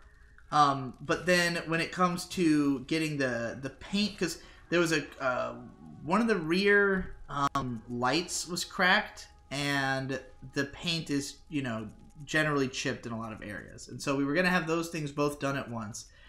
And so he was like, all right, I've got the part in. You can come in tomorrow morning, and we'll paint it and fix it up. And I was like, all right, I guess we're here another day, but whatever. You know, we hung out with Vic and Shade and Hope and all that, and did whatever we could. It was pretty fucking boring and stressful because, like, Vic and Hope are living their regular everyday lives. Like, they didn't really have time to act like they were on vacation with us or anything. Right. And, like, we did take them out to eat a few times, and, like, you know, we hung out enough, but, like, their house, first of all, Vic and Hope are fucking boring because all they do is sit around and watch, like, South Park and Netflix and, like, you know, chill on the couch. Their house is minuscule, so, like, sound carries very easily there. So, like, we basically were trying to go to bed pretty early every night and wake up pretty early to get shit done. I was fucking exhausted the whole time because I could not get a good night's sleep there. It was like, we'd had to, you know, I drove like 11 hours to get down there, and then we brought this stupid fucking air mattress, which we threw away as soon as we got back. But we brought this air mattress that had a hole in it that just deflates gradually so that by like 3 a.m. your ass is on the floor. So that sucked, and like we couldn't really get a good sleep. And then I was like alternating between that and Vic's couch, and so every day I just woke up mega groggy, and then spent hours driving all over town, anyways, because Vic and Hope live in Norfolk. They don't even live in Virginia Beach, so it's like 25 minutes to get anywhere that we wanted to go, you know. So like, yeah, it was just a lot of driving and being tired. But we had a good time because we explored Virginia Beach very thoroughly. Like, I showed May, like, the whole area. It was like, you know, really exploring, and we ate out at all these different places, so that was fun. But then, so Tuesday morning, we're like, our conception of what's going to happen today is that we're going to go and get the car fixed, and then my grandma's a hoarder, and she has fuckloads of tubs, of like plastic tubs, and she ritualistically reorganizes her tubs like every single day. Like, she constantly is organizing and moving around tubs. So we were like, hey, you know, we could use some tubs for this move because we have a lot of like extra clothes and shit that won't really go, and you know, we don't want to have to buy a whole bunch of boxes. So my mom like asked her, and we got her to give us as many tubs as could fit in her car, basically. So we were planning Tuesday morning, go straight to the, like, pack up all our shit, go to the dealership, go get the tubs from Mima, drive home. What ends up happening instead is we drive down to the area where the dealership is, and we're waiting on a phone call. Like, he told me it'll be early in the morning. So we've already packed everything into the car and left Victor's house. You know, like, first thing in the morning, we fucking... thought I just saw something crawling on the couch. Tommy might get attacked by a spider or something. Kill me. Or give me spider powers. One of the two. Might not have been what it was. But anyway, I've seen some fucking creepy bugs in this couch. So. I got some bugs in this story as well. So yeah, it's Tuesday morning. We've packed up everything. We're ready to leave. We drive down to the area where the dealership is. Eventually, it gets to be like 10:30, and I still haven't heard back. So I text, you know, my dad's friend, and I'm like, hey, like, when's this thing going on? And he calls me, and he's like, so we can't do it today because it rained this morning, and you would have done, like, they would have done the paint that morning, but it had rained and they couldn't do it for whatever. Like, I guess they can't paint it on a rainy day. I don't fucking know. So he's like, outside, I guess. I have no idea. I swear to God, I saw it again. What the fuck am I seeing shit? Am I losing my mind? I keep seeing what looks like a brown on brown movement. The move stress is starting to get to you. Yeah, dude. I'm fucking starting to see shit. It's all good. My psychopath level is through the roof. Yeah, that happened to me. Your so crime 3 days coefficient ago. spiking. Yeah. So he's like, yeah, you're gonna have to do this tomorrow. And I'm like, I was kind of trying to get out of town today. We've already packed up and left Vic and Hope's house, and we have no desire to go back. So at this point, I'm like, you know what? I did want to spend a day hanging out on the beach and get a hotel, because one of the things about Virginia Beach is the actual beach, the titular Virginia Beach, is a tourist trap, right? Right. And all that's there is a bunch of touristy shops, a bunch of overpriced shitty restaurants, and then on the actual beach, like right on the, you know, right above the sand, there's this awesome pier, or not pier, but just like the paved edge of the water is where people, like, if you're a resident of Virginia Beach and you're going to the beach, you're going there so that you can go up and down the boardwalk. That's the word I'm looking for. Like, you want to go up and down the boardwalk on a bike or something. Like, that's a lot of fun. And all along the boardwalk is countless giant hotels and bars. And so I had always had this conception in my head that it would be really fun to go bar hopping down the beach, you know, and like go to all these fun looking bars and shit. But like, I never had the opportunity to do it because it was so far away that you wouldn't want to Uber home from there. So we said, fuck it. We got a hotel by the beach. We found one that was really cheap. We managed to get upgraded to a beachside view because the guy who who was like checking us in was from Quincy, and he was super excited that we lived in Boston, and it was total chaos for him because, like, I guess they'd had a power outage that morning and like shit was all in disarray. So he's just like, fuck it, I'm upgrading your room to a beachside view. So we have this gorgeous hotel on the beach. It was only like $70 after tax for a night, so that was sick. And we went out and we had fun. We walked up went to the bars, had a good time. So we're like, all right, ill. And the next morning we're supposed to come in and get the car painted and get the light done at 8:30 in the morning. So we're like, sick. Get a good night's sleep. Had a great night. Wake up at 7 in the morning. Get our shit packed. We go down. They replace the tail light first. Takes about an hour. Then the guy calls me up and he's like, all right, so we can do the paint. It'll take another 4 hours.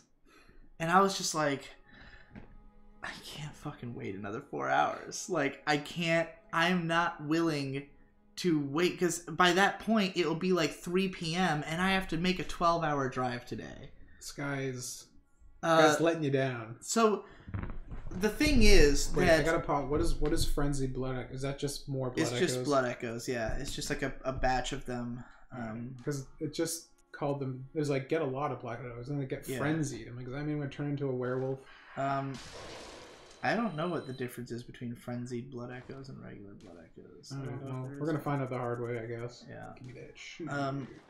I mean, your frenzy meter's not going up, so I guess you're fine. I have a frenzy meter? Yeah, if you see something psychologically damaging enough, your frenzy meter... Well, it's like an insanity meter, and when it fills up, you get frenzy, and it just does a fuckload of damage to you at once. The opposite of a brain blast. Yeah. The mind crush, you might even say. I'm 7 short for another one. Oh my god. Or not 7, 407. I looked at the numbers wrong. But still, you could just sell a couple of like a couple bullets or something and get enough. You can sell things? You can sell anything to those babies in that battle. What? Yeah. Sell items. Oh my god. It's changed my life. Look at all these bloodstones I don't need. Yeah, unless you wanted to upgrade a different weapon, but I mean, you have a fuckload of them. I already upgraded the lightning ball, so which I did get. It was in a different area. I didn't realize that I had that. No reason to sell more than you need to. Yeah. So anyway, yeah. So he's like, we gotta paint the car, and it'll take 4 hours. And I was like, here's the thing. So when I leased this BMW, I bought this like extended wear and tear protection. I was advised to by the guy who sold it to me because he was like, you know, with the BMWs, they're pretty particular about wear and tear. So, like, if you're going to damage this thing, you might want to get this. And I was like, well, I'm definitely going to damage this thing, right? So, I know I've told my dad this several times over the last 3 years that I have this extended wear and tear. But I've always had the feeling that my dad doesn't really understand, you know? Have you ever had those moments where you keep telling somebody something, but you feel like they probably aren't really getting what you mean? Absolutely. So, that's how I felt. And so, like, I'm talking to them, and, like, my dad's friend is advising, he's like, I think you shouldn't risk it. I think you should get it painted, right? But they're also telling me that my tires are completely worn down. So they're like, you probably have to replace the tires anyways. And I'm like, okay, well, look.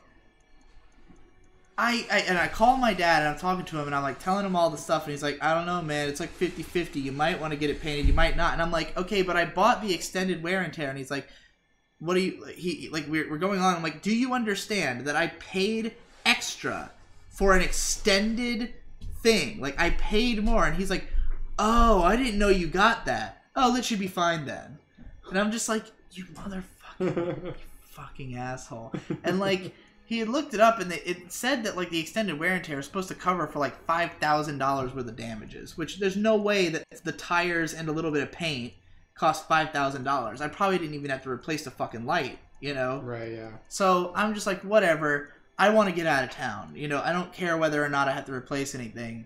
So we went and we got the tubs. So we drive like 25 minutes down into North Carolina to meet my grandma at some Food Lion, and she gives me all these tubs.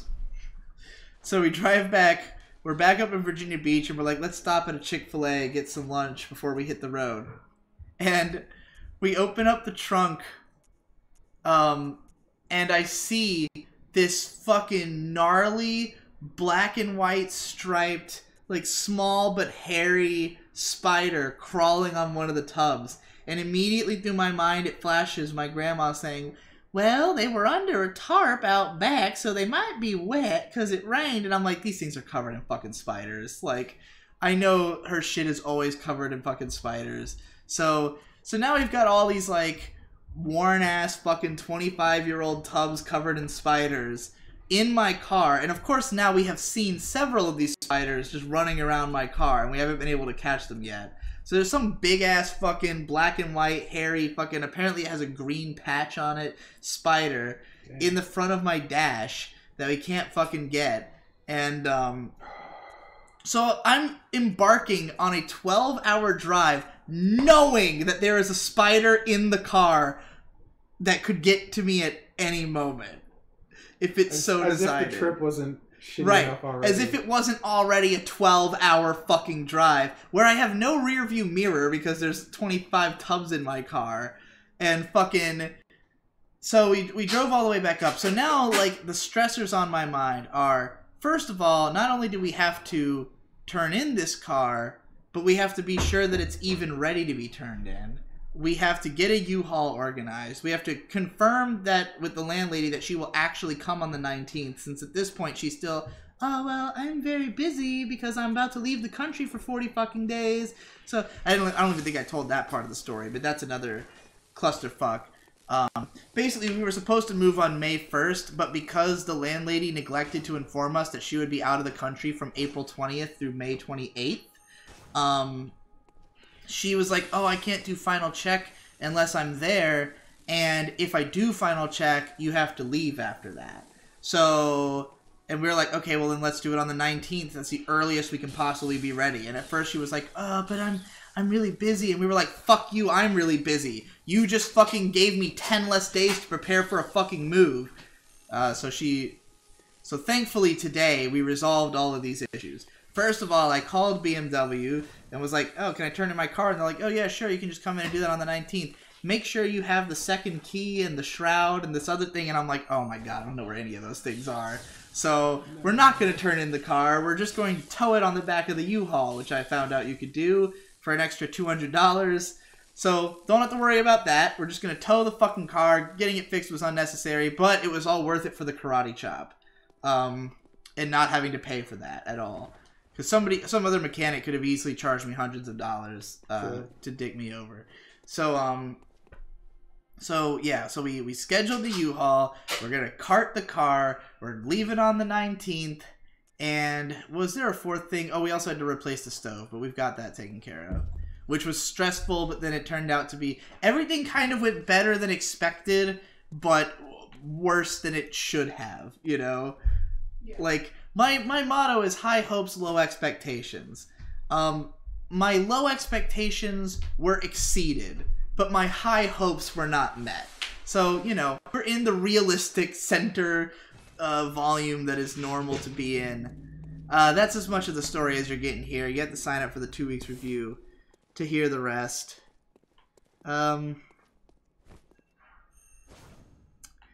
Oh, yeah. You get frenzied faster by having higher insight. I forgot about that. Good tip, chat. Alright.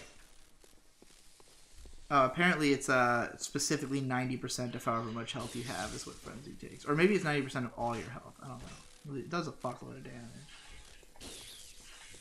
Keyblade Spirit says, yo, since it seems like you're wrapping up soon, I've got some stuff to tell y'all. Tom, I hope you do alright. Market How Do helped me appreciate you more, and even though it's on hiatus, it's never felt like it because you and Matt are such good Twitterers.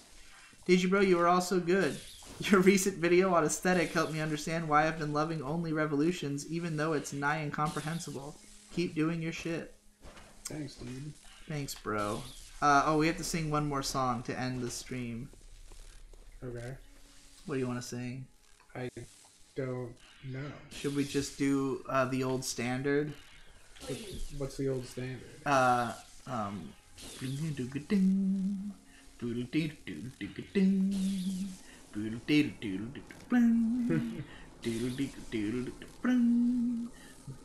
Hey there, I know it's hard to feel like I don't care at all. Speed it down. Wait. Slow it down or speed it up. Not enough or way too much. It goes on and on and on and on and on. Is there any other lyrics before the chorus? 'Cause I can't make it on my own. I can't make it on my own. 'Cause my heart is in Ohio.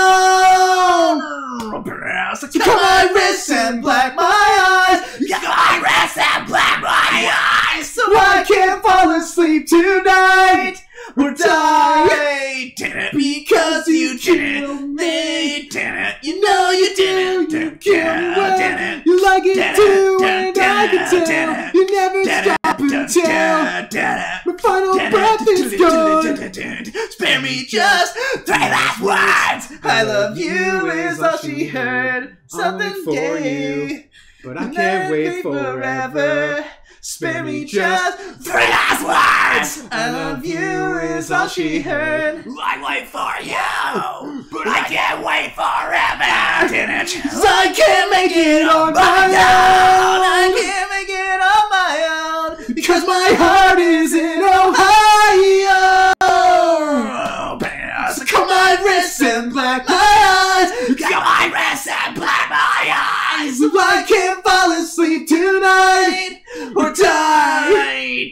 Because you killed me. You know you do. You kill me well. You like it too, and I can tell. You never stop until my final breath is gone. Wow.